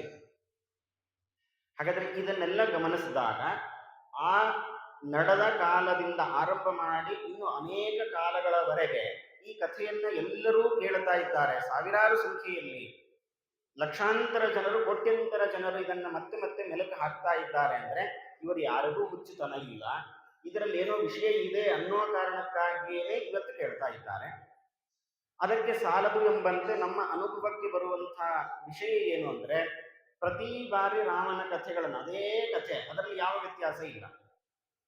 ಕಥೆಯನ್ನ ಕೇಳಿದಾಗ ಹೊಸ ಹೊಸ ವಿಷಯಗಳು ನಮಗೆ ಅರ್ಥ ಆಗಲಿಕ್ಕೆ ಪ್ರಾರಂಭ ಆಗುತ್ತೆ. ಅಂದರೆ ಪರಮಾತ್ಮ ಆ ಮೂಲಕ ನಮಗೆ ಏನು ತಿಳಿಸಬೇಕು ಅನ್ನೋದನ್ನು ಸಂಕಲ್ಪ ಮಾಡಿದ್ದಾನೆ, ಅದನ್ನು ನಮಗೆ ತಿಳಿಸಲಿಕ್ಕೆ ಪ್ರಯತ್ನವನ್ನ ಮಾಡುತ್ತಾನೆ. ಹಾಗಾದ್ರೆ ಇದನ್ನೆಲ್ಲ ಗಮನಿಸಿದಾಗ ಇದು ಆ ಕಾಲದಲ್ಲಿ ಮಾತ್ರ ನಡೆದ ಘಟನೆ ಮಾತ್ರ ಅಲ್ಲ, ಇವತ್ತಿಗೂ ಜ್ವಲಂತ ಉದಾಹರಣೆಯಾಗಿ ನಾವು ಹೇಗೆ ನಡೆದುಕೊಳ್ಳಬೇಕು, ಹೇಗೆ ಇರಬೇಕು ಅನ್ನೋ ವಿಚಾರಗಳನ್ನ ನಮಗೆ ತಿಳಿಸುವಂತಹ ಒಂದು ಅದ್ಭುತವಾದ ವಿಚಾರಗಳಿದೆ. ಆದ್ದರಿಂದ ಈ ಹಿನ್ನೆಲೆಯಲ್ಲಿ ನನಗೆ ಏನನ್ನ ಹೇಳ್ತಾ ಇದೆ ಅನ್ನೋದನ್ನು ಅರ್ಥ ಮಾಡಿಕೊಂಡು ನಾನೇನು ತಿಳಿದುಕೊಂಡಿದ್ದೇನೋ ಅದನ್ನು ಮುಂದಿನ ಜನಾಂಗಕ್ಕೆ ಕೊಡುವಂತಹ, ಮುಂದಿನ ಪೀಳಿಗೆಗೆ ಕೊಡುವಂತಹ, ಹಸ್ತಾಂತರಿಸುವಂತಹ ಒಂದು ಉನ್ನತವಾದ ಜವಾಬ್ದಾರಿ ನಮ್ಮೆಲ್ಲರ ಮೇಲೆ ಇದೆ. ನಮ್ಮ ಹಿರಿಯರು ನಮಗೆ ಮಾಡಿಕೊಟ್ಟು ಹೋಗಿದ್ದಾರೆ. ಪರಮಾತ್ಮನ ಅನೇಕ ಲೀಲೆಗಳನ್ನು ಹೇಗೆ ಅರ್ಥ ಮಾಡಿಕೊಳ್ಳಬೇಕು, ಅದನ್ನು ಹೇಗೆ ಜನರಿಗೆ ತಲುಪಿಸಬೇಕು ಅನ್ನೋ ವಿಚಾರಗಳನ್ನ ಅವರು ದಾಖಲೆ ಮಾಡಿ ನಮಗೆ ಕೊಟ್ಟಿದ್ದಾರೆ. ನಾವು ಮಾಡಬೇಕಾಗಿರೋದು ಅದನ್ನು ನಾವು ಅರ್ಥ ಮಾಡಿಕೊಂಡು ಮುಂದಿನ ಜನಾಂಗಕ್ಕೆ ಅದನ್ನು ತಲುಪಿಸುವಂತಹ ಒಂದು ಮಹತ್ತರವಾದ ಜವಾಬ್ದಾರಿ ಇದೆ, ಅವಶ್ಯಕತೆಯು ಇವತ್ತಿನ ಕಾಲದಲ್ಲಿ ಇದೆ. ಆದ್ದರಿಂದ ನಮಗೆ ಬಂದ ಅನೇಕ ಗೊಂದಲಗಳಿಗೆ ಪರಿಹಾರವನ್ನು ಹುಡುಕಿಕೊಳ್ಳುವಂತಹ ಕೆಲಸಗಳನ್ನು ನಾವಿವತ್ತು ಈ ಒಂದು 7 ದಿನಗಳ ಕಾಲದಲ್ಲಿ ನಾವು ಮಾಡಿದಾಗ ಈ ಉಪನ್ಯಾಸವನ್ನ ಕೇಳಿದ್ದಕ್ಕೆ ಸಾರ್ಥಕತೆ ಇದೆ. ಹಾಗಾಗಿ ಪ್ರತಿಯೊಬ್ಬರೂ ಕೂಡ ಕಥೆಯನ್ನ ಕೇಳುವಾಗ ಇದನ್ನ ಯಾಕೆ ನನಗೆ ಈ ಘಟನೆ ನನಗೆ ಇವತ್ತು ಗೊತ್ತಾಗ್ತಾ ಇದೆ, ಇದನ್ನು ನಾನೇನು ಅರ್ಥ ಮಾಡಿಕೊಳ್ಳಬೇಕು ಅನ್ನೋದನ್ನ ಆ ಜಿಜ್ಞಾಸೆಯಲ್ಲಿ ಆ ಕಥೆಗಳನ್ನ ಕೇಳಿದಾಗ ಹರಿವಾಯು ಗುರುಗಳ ಅನುಗ್ರಹಕ್ಕೆ ನಾವು ಪಾತ್ರರಾಗ್ತೇವೆ ಅನ್ನೋ ಹಿನ್ನೆಲೆಯಲ್ಲಿ ಯಥಾಶಕ್ತಿಯಾಗಿ ನಾವು ತಿಳಿಲಿಕ್ಕೆ ದೇವರ ಲೀಲೆಗಳನ್ನ ಮನನವನ್ನ ಮಾಡೋಣ. ಅದರಲ್ಲಿ ರಾಮದೇವರ ಕಥೆ, ಇದನ್ನು ಕೇಳಬೇಕು ಅಂತ ನಾವಿವತ್ತು ಕೂತಿದ್ದೇವೆ. ರಾಮದೇವರ ಕಥೆಯನ್ನು ಯಾಕೆ ಕೇಳಬೇಕು? ಒಂದು ಕಾರಣ, ಈಗ ರಾಮದೇವರ ಬಗ್ಗೆ ಸರಿಯಾದ ಮಾಹಿತಿಯನ್ನು ಕಲೆ ಹಾಕಿ ನಾವು ಮುಂದಿನ ಜನಾಂಗಕ್ಕೆ, ಮುಂದಿನ ಪೀಳಿಗೆಗೆ ಅದನ್ನು ತಲುಪಿಸುವಂತಹ ಕೆಲಸ ಇದೆ. ಇದು ಒಂದಲ್ಲದೇನೆ ತಾತ್ಪರ್ಯ ನಿರ್ಣಯದಲ್ಲಿ ಆಚಾರ್ಯರು ಇನ್ನೊಂದು ಮಾತನ್ನು ಹೇಳ್ತಾರೆ. ನಾವು ಹೆಚ್ಚು ಉಪನ್ಯಾಸಗಳಲ್ಲಿ ಕೇಳ್ತಾ ಇರುವಂಥದ್ದು ಒಂದು ರಾಮದೇವರ ಕಥೆ, ಇನ್ನೊಂದು ಕೃಷ್ಣನ ಕಥೆ. ಹಾಗಾದರೆ ರಾಮನ ಕಥೆಯನ್ನಾಗಲಿ ಕೃಷ್ಣನ ಕಥೆಯನ್ನಾಗಲಿ ಕೇಳಲಿಕ್ಕೆ ಕಾರಣ ಏನು? ಒಂದು, ಆ ವ್ಯಕ್ತಿಯ ಪರಿಚಯ ಆಗತ್ತೆ ಅನ್ನೋದು ಒಂದು ವಿಷಯ. ಆದರೆ ಇನ್ನೊಂದು, ನಮ್ಮ ಸಾಧನೆ ಎಷ್ಟು ಆಗಿದೆ ಅಂತ ತೀರ್ಮಾನ ಆಗೋದು ಈ ಎರಡು ಅವತಾರಗಳಿವೆ. ಆಚಾರ್ಯರು ಸ್ಪಷ್ಟವಾಗಿ ತಾತ್ಪರ್ಯ ನಿರ್ಣಯದಲ್ಲಿ ಅದನ್ನು ಹೇಳ್ತಾರೆ. ದೇವತೆಗಳ ಸಾಧನೆ ಎಷ್ಟಾಗಿದೆ, ಅದು ಅವರಿಗೆ ಯಾವ ಯಾವ ರೀತಿಯ ಫಲ ಸಿಗಬೇಕು ಅನ್ನೋದು ತೀರ್ಮಾನ ಆಗೋದು ಕೃಷ್ಣ ಮತ್ತು ರಾಮದೇವರ ಕಥೆ. ಹಾಗಾಗಿ ಅಂತಹ ರಾಮದೇವರ ಕಥೆಯನ್ನು ಯಾಕೆ ಕೇಳಬೇಕು ಅಂದರೆ, ನಾವು ಎಷ್ಟು ಸಾಧನೆಯನ್ನು ಮಾಡಿದ್ದೇವೆ, ಇನ್ನು ಎಷ್ಟು ಮಾಡಬೇಕಾಗಿದೆ, ಅಥವಾ ನಾವು ಸಾಧನಾ ದಾರಿಗೆ ಬಂದಿದ್ದೇವೋ ಇಲ್ಲವೋ, ಬರಬೇಕಾದ್ರೆ ಹೇಗೆ ನಡೆದುಕೊಳ್ಳಬೇಕು ಅನ್ನೋದನ್ನೆಲ್ಲವೂ ಕೂಡ ಈ ಕಥೆಯ ಮೂಲಕ ನಾವು ತಿಳಿದು ಒಂದು ಅಳತೆಗೋಲಿದ್ದಂತೆ ನಮ್ಮ ಸಾಧನೆ ಎಷ್ಟಾಗಿದೆ ಅನ್ನೋದನ್ನು ತೀರ್ಮಾನ ಮಾಡಲಿಕ್ಕೆ ಇರಬಹುದಾದ ಒಂದು ಅಳತೆಗೋಲಾದ್ದರಿಂದ ಈ ಹಿನ್ನೆಲೆಯಲ್ಲೂ ಕೂಡ ರಾಮದೇವರ ಕಥೆಯನ್ನು ಕೇಳಬೇಕು ಅಂತ ಆಚಾರ್ಯರು ತಿಳಿಸಿಕೊಡ್ತಾರೆ. ಹಾಗಾಗಿ ಅಂತಹ ರಾಮದೇವರ ಕಥೆಯನ್ನು ತಿಳಿಲಿಕ್ಕೆ ಪ್ರಯತ್ನವನ್ನು ಮಾಡ್ತಾ ಇದ್ದೇವೆ. ಸಂಗ್ರಹ ರಾಮಾಯಣ ನಾರಾಯಣ ಪಂಡಿತಾಚಾರ್ಯರ ಒಂದು ಗ್ರಂಥ. ಮಧ್ವಾಚಾರ್ಯರ ತಾತ್ಪರ್ಯ ನಿರ್ಣಯವನ್ನು, ಅದೇ ರೀತಿಯಾಗಿ ವಾಲ್ಮೀಕಿ ಋಷಿಗಳ ಆ 24,000 ಶ್ಲೋಕ ಇರುವಂತಹ ವಾಲ್ಮೀಕಿ ರಾಮಾಯಣ, ಈ ಎರಡನ್ನೂ ಸಂಗ್ರಹವನ್ನು ಮಾಡಿ ಈ ಗ್ರಂಥದ ಮೂಲಕ ನಮಗೆ ಕೊಟ್ಟಿದ್ದಾರೆ. ಅಂದರೆ ರಾಮಾಯಣವನ್ನು ನಾವು ಹೇಗೆ ಓದಬೇಕು, ಹೇಗೆ ಅನುಸಂಧಾನ ಮಾಡಬೇಕು ಅನ್ನಲಿಕ್ಕೆ ಇದೊಂದು ನಮಗೆ ಕೈಗನ್ನಡಿಯಾಗಿ ಇದೆ. ಹಾಗಾಗಿ ಅಂತಹ ಆ ಗ್ರಂಥವನ್ನು ನಮಗೆ ಕೊಟ್ಟು ನಮ್ಮನ್ನು ಸನ್ಮಾರ್ಗದಲ್ಲಿ ನಡೆಸುವಂತಹ ಆ ನಾರಾಯಣ ಪಂಡಿತಾಚಾರ್ಯರಿಗೆ ಮೊದಲ ಬಾರಿಗೆ ಮೊದಲನೆಯದ್ದಾಗಿ ನಮಸ್ಕಾರಗಳನ್ನು ತಿಳಿಸ್ತಾ, ಅವರ ಅನುಗ್ರಹದಿಂದ ಅವರ ಪ್ರೇರಣೆಯಂತೆ ಯಥಾಶಕ್ತಿಯಾಗಿ ನಾವು ಗ್ರಂಥವನ್ನು ಪ್ರವೇಶ ಮಾಡಿ ಅದರಲ್ಲಿ ಇರುವಂತಹ ವಿಷಯಗಳನ್ನು ನಾವು ಸಂಗ್ರಹ ಮಾಡೋಣ. ಪ್ರಾರಂಭದಲ್ಲಿ ನಾರಾಯಣನ ನಮಸ್ಕಾರವನ್ನು ಮಾಡುತ್ತಾನೆ. ನಾರಾಯಣ ಪಂಡಿತಾಚಾರ್ಯರು ತಾವು ಗ್ರಂಥವನ್ನು ಪ್ರಾರಂಭ ಮಾಡುವಾಗ ದೇವರಿಗೆ ನಮಸ್ಕಾರವನ್ನು ಮಾಡಿ, ನಾನು ಇಂತಹ ಒಂದು ಗ್ರಂಥವನ್ನು ರಚನೆಯನ್ನು ಮಾಡ್ತಾ ಇದ್ದೇನೆ ಅನ್ನೋದನ್ನು ತಿಳಿಸ್ಲಿಕ್ಕೆ ಪ್ರಾರಂಭದಲ್ಲಿ ದೇವರ ನಮಸ್ಕಾರವನ್ನು ಮಾಡುವಂತಹ ಒಂದು ಸಂಪ್ರದಾಯ. ಆ ಹಿನ್ನೆಲೆಯಲ್ಲಿ ಒಂದೇ ವಂದ್ಯಂ ಅನ್ನೋ ಒಂದು ಶ್ಲೋಕದ ಮೂಲಕ, ವಿಧಿ ಶಿವ ಮಹೇಂದ್ರಾದಿ ವೃಂದಾರ ಕೇಂದ್ರೈಹಿ ಅನ್ನುವ ಶ್ಲೋಕದಿಂದ ಪರಮಾತ್ಮನ ಸ್ತೋತ್ರವನ್ನು ತಾವು ಮಾಡ್ತಾ ಇದ್ದಾರೆ. ಹಾಗಾದರೆ ರಾಮಚಂದ್ರ ದೇವರನ್ನು ನಾವು ಹೇಗೆ ತಿಳಿದುಕೊಳ್ಳಬೇಕು ಅಂತಂದರೆ, ರಾಮಚಂದ್ರ ದೇವರು ಅಂತಂದ್ರೆ ಸಾಮಾನ್ಯ ವ್ಯಕ್ತಿ ಅಂತ ಅಲ್ಲದೇನೆ ಬ್ರಹ್ಮರುದ್ರಾದಿ ದೇವತೆಗಳೆಲ್ಲರೂ ಕೂಡ ರಾಮದೇವರ ಸ್ತೋತ್ರವನ್ನು ಮಾಡುತ್ತಾರೆ, ಅವರ ಗುಣಗಳನ್ನ ಗಾನ ಮಾಡುತ್ತಾರೆ. ಅಂತಹ ಎಲ್ಲ ದೇವತೆಗಳಿಂದ ವಂದ್ಯನಾಗಿರತಕ್ಕಂತಹ, ಅಷ್ಟೇ ಅಲ್ಲದೇನೆ ದೇಶತಃ ಕಾಲತಃ ಗುಣತಃ, ಅಂದರೆ ಪರಮಾತ್ಮ ಎಲ್ಲ ಸಂದರ್ಭಗಳಲ್ಲೂ ಇದ್ದಾನೆ, ಎಲ್ಲ ಸ್ಥಳದಲ್ಲೂ ಇದ್ದಾನೆ, ಎಲ್ಲ ಕಾಲಗಳಲ್ಲೂ ಇದ್ದಾನೆ. ಅವನಲ್ಲಿ ಇಲ್ಲದೇ ಇರತಕ್ಕಂಥ ಗುಣಗಳು ಅಂತ ಯಾವುದೂ ಇಲ್ಲ. ಅಂತಹ ಅನೇಕ ಗುಣಗಳಿಂದ ವ್ಯಾಪ್ತನಾದ, ಯಾವುದೇ ದೋಷಗಳು ಇಲ್ಲದೇ ಇರುವಂತಹ ಆ ಪರಮಾತ್ಮನನ್ನ ನಾನು ನಮಸ್ಕಾರ ಮಾಡುತ್ತೇನೆ. ಆ ಪರಮಾತ್ಮ ನನಗೆ ಒಂದು ಮಾಡಿಕೊಡಬೇಕು. ಸಾನಾಥ್ಯಂನೋ ವಿದದಪಿ ಅಧಿಕಂ ಬ್ರಹ್ಮನಾರಾಯಣಾಖ್ಯಂ. ಸಾನಾಥ್ಯಂ ಅಂದರೆ ನಾಥ ಅಂದರೆ ಸ್ವಾಮಿ, ಒಡೆಯ. ಸಾನಾಥ್ಯ ಅಂತಂದ್ರೆ ನನಗೆ ಒಬ್ಬ ಒಡೆಯ ಇದ್ದಾನೆ ಅನ್ನೋ ಎಚ್ಚರಿಕೆ ಬರುವಂತೆ ಪರಮಾತ್ಮ ಮಾಡಲಿ ಅಂತ ನಾರಾಯಣನನ್ನ ಪ್ರಾರ್ಥನೆಯನ್ನು ಮಾಡಿ ರಾಮದೇವರನ್ನು ಕೂಡ ಪ್ರಾರ್ಥನೆಯನ್ನು ಮಾಡ್ತಾರೆ. ಅದಾದ ಮೇಲೆ ನಾವು ದಿನನಿತ್ಯದಲ್ಲಿ ಖಿಲವಾಯು ಸ್ಥಿತಿಯಲ್ಲಿ ಪಠಣೆ ಮಾಡತಕ್ಕಂತಹ ಮಹಾವ್ಯಾಕರಣಾಂಬೋಧಿ ಮಂಥಮಾನಸ ಮಂದರಂ ಕವಯಂತಂ ರಾಮಕೀರ್ತಿಯ ಹನುಮಂತಂ ಉಪಾಸ್ಮಹೆ ಅಂತ ಹೇಳಿ ಹನುಮಂತ ದೇವರ ಪ್ರಾರ್ಥನೆಯನ್ನು ಮಾಡುತ್ತಾರೆ. ಇಲ್ಲಿ ಹನುಮಂತ ದೇವರ ಪ್ರಾರ್ಥನೆಯನ್ನು ಮಾಡಿದ ಕ್ರಮವನ್ನು ನಾವು ಒಂದು ಸಲ ಗಮನಿಸಬೇಕು. ಮಹಾವ್ಯಾಕರಣಾಂಬೂಧಿ ಮಂಥಮಾನಸ ಮಂದರಂ ಕವಯಂತಂ ರಾಮಕೀರ್ತಿಯ ಹನುಮಂತಂ ಉಪಾಸ್ಮಹೆ. ಹನುಮಂತಂ ಉಪಾಸ್ಮಹೆ, ಪ್ರಾಣದೇವರನ್ನ, ಹನುಮಂತ ದೇವರನ್ನು ನಾನು ಸ್ತೋತ್ರ ಮಾಡ್ತೇನೆ. ಯಾರು ಹನುಮಂತ ದೇವರು ಅಂತಂದ್ರೆ ಅದಕ್ಕೆ ಅವರು ಉತ್ತರ ಕೊಡುವುದು ಮಹಾವ್ಯಾಕರಣಾಂಬೋಧಿ ಮಂಥಮಾನಸ ಮಂದರಂ. ಸಮುದ್ರ ಮಥನ ಮಾಡಬೇಕಾದಾಗ ಅದಕ್ಕೆ ಕಡಗೋಲು ಬೇಕಾಯಿತು. ಆ ಕಡಗೋಲು ಯಾವುದನ್ನ ಸ್ವೀಕಾರ ಮಾಡೋದು ಅಂದ್ರೆ ಮಂದರ ಪರ್ವತವನ್ನೇ ಕಡಗೋಲನ್ನಾಗಿ ಮಾಡಿ ಹಾಲಿನ ಸಮುದ್ರದಲ್ಲಿ ಮಥನ ಮಾಡಿದ್ದಾರೆ ದೇವತೆಗಳು ಮತ್ತು ದೈತ್ಯರು. ಆಗ ಉದ್ಭವಿಸಿದ್ದು ಅಮೃತ. ಅಂತಹ ಅಮೃತವನ್ನು ಪಡೆದು ದೇವತೆಗಳು ಅಮರರಾಗಿದ್ದಾರೆ ಎನ್ನುವ ಘಟನೆಯನ್ನು ನಾವು ಕೇಳ್ತೇವೆ. ಹಾಗಾದರೆ ಇಲ್ಲಿ ಹನುಮಂತ ದೇವರು ಅವರು ಕೂಡ ಮಥನ ಮಾಡಿದ್ದಾರಂತೆ. ಅವರು ಎಲ್ಲಿ ಮಥನ ಮಾಡಿದ್ದಾರೆ, ಸಮುದ್ರ ಯಾವುದು, ಆ ಪರ್ವತ ಯಾವುದು, ಕಡಗೋಲು ಯಾವುದು ಅಂತ ವಿಚಾರ ಮಾಡಿದ್ರೆ ಮಹಾವ್ಯಾಕರಣಾಂಬೋಧಿ, ಈ ಮಹಾವ್ಯಾಕರಣ ಅಂತ ಒಂದು ಗ್ರಂಥ ಇದೆ. ಅಂದ್ರೆ ಯಾವ ರೀತಿಯಾಗಿ ನಾವು ಮಾತಾಡಬೇಕು, ಯಾವ ರೀತಿ ಮಾತಾಡಬಾರದು ಅನ್ನುವಂತಹ ವಿಚಾರಗಳನ್ನು ತಿಳಿಸುವಂತಹ ಒಂದು ವ್ಯಾಕರಣ ಗ್ರಂಥ, ಗ್ರಾಮರ್ ಅಂತ ನಾವೇನು ಕರಿತೀವಲ್ಲ ಅದು. ಅದೇ ಒಂದು ಸಮುದ್ರ. ಆ ಸಮುದ್ರದಲ್ಲಿ ಮಾನಸ ಮಂದರಂ, ತಮ್ಮ ಮನಸ್ಸೆಂಬ ಮಂದರ ಪರ್ವತವನ್ನ ಅದನ್ನೇ ಕಡಗೋಲನ್ನಾಗಿ ಮಾಡಿ ಕವಯಂತಂ ರಾಮಕೀರ್ತ್ಯ, ರಾಮದೇವರ ಕೀರ್ತನೆ ಎಂಬತಕ್ಕಂಥ ಅಮೃತವನ್ನ ತಾವು ಪಾನ ಮಾಡ್ತಾ ನಮ್ಮೆಲ್ಲರಿಗೂ ಪಾನವನ್ನು ಮಾಡಿಸ್ತಾ ಇದ್ದಾರೆ. ಅಂತಹ ಹನುಮಂತ ದೇವರಿಗೆ ನಮಸ್ಕಾರವನ್ನು ಮಾಡುತ್ತೇನೆ ಅಂತ ಹೇಳಿ ತಿಳಿಸಿಕೊಟ್ಟಿದ್ದಾರೆ. ಹನುಮಂತ ದೇವರನ್ನ ಪ್ರಾರ್ಥನೆಯನ್ನು ಮಾಡುವಾಗ ರಾಮಚಂದ್ರ ದೇವರ ಸೇವೆಯನ್ನು ಮಾಡಿದ್ದಾನೆ ಅಥವಾ ಸೀತಾದೇವಿಗೆ ಬಂದ ಕಷ್ಟವನ್ನು ಪರಿಹಾರ ಮಾಡಿದ್ದಾರೆ ಅನ್ನೋ ರೀತಿಯಲ್ಲಿ ವರ್ಣನೆಯನ್ನು ಮಾಡದೆ ವ್ಯಾಕರಣ ಶಾಸ್ತ್ರದಲ್ಲಿ ತುಂಬಾ ಪ್ರಾವೀಣ್ಯವನ್ನ ಪಡೆದಿದ್ದಾರೆ ಅನ್ನುವ ರೀತಿಯಲ್ಲಿ ಆ ಕ್ರಮದಲ್ಲಿ ಹನುಮಂತ ದೇವರನ್ನ ಪ್ರಾರ್ಥನೆ ಮಾಡಲಿಕ್ಕೆ ಕಾರಣ ಏನು? ಯಾಕೆ ಅಂತಂದ್ರೆ ಇದು ಒಂದು ನಮಗೆ ಸಂದೇಶವನ್ನು ಕೊಡ್ತಾ ಇದ್ದಾರೆ ನಾರಾಯಣ ಪಂಡಿತಾಚಾರ್ಯರು.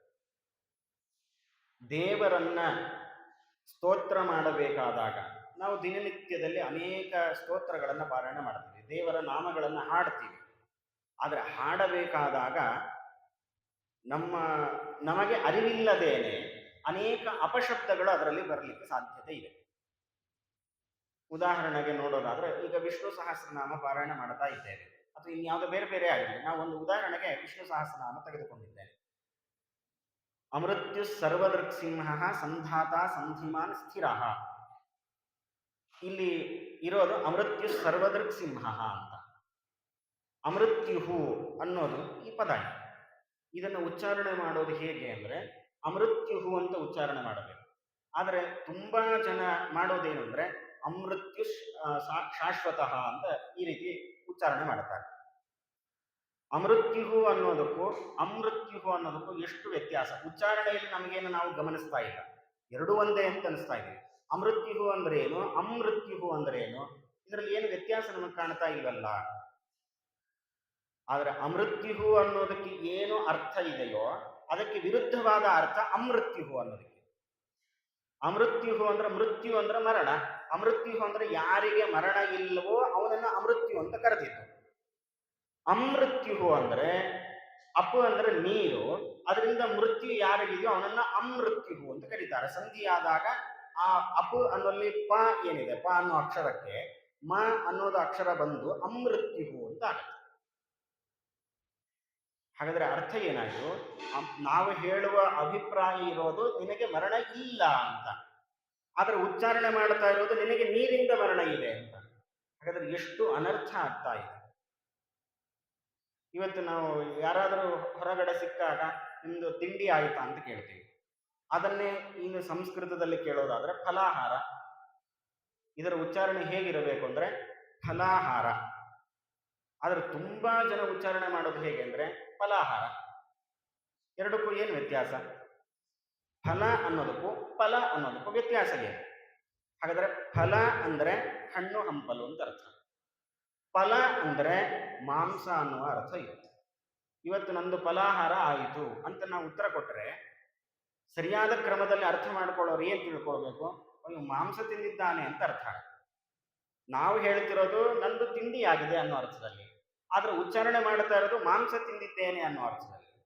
ಹಾಗಾದ್ರೆ ಎಷ್ಟು ಅನರ್ಥಗಳಾಗ್ತಾ ಇದೆ. ನಮಗೆ ಯಾಕೆ ದೇವರ ಮುಂದೆ ನಿಂತು ಸ್ತೋತ್ರವನ್ನ ಮಾಡಿದ್ರು, ಎಷ್ಟೋ ಯಜ್ಞ ಯಾಗಾದಿಗಳನ್ನ ಮಾಡಿದ್ರು, ನಮಗೆ ಬಂದ ಕಷ್ಟಗಳು ಯಾಕೆ ಪರಿಹಾರ ಆಗ್ತಾ ಇಲ್ಲ ಅಂದ್ರೆ ಈ ಕಾರಣದಿಂದಲೇ.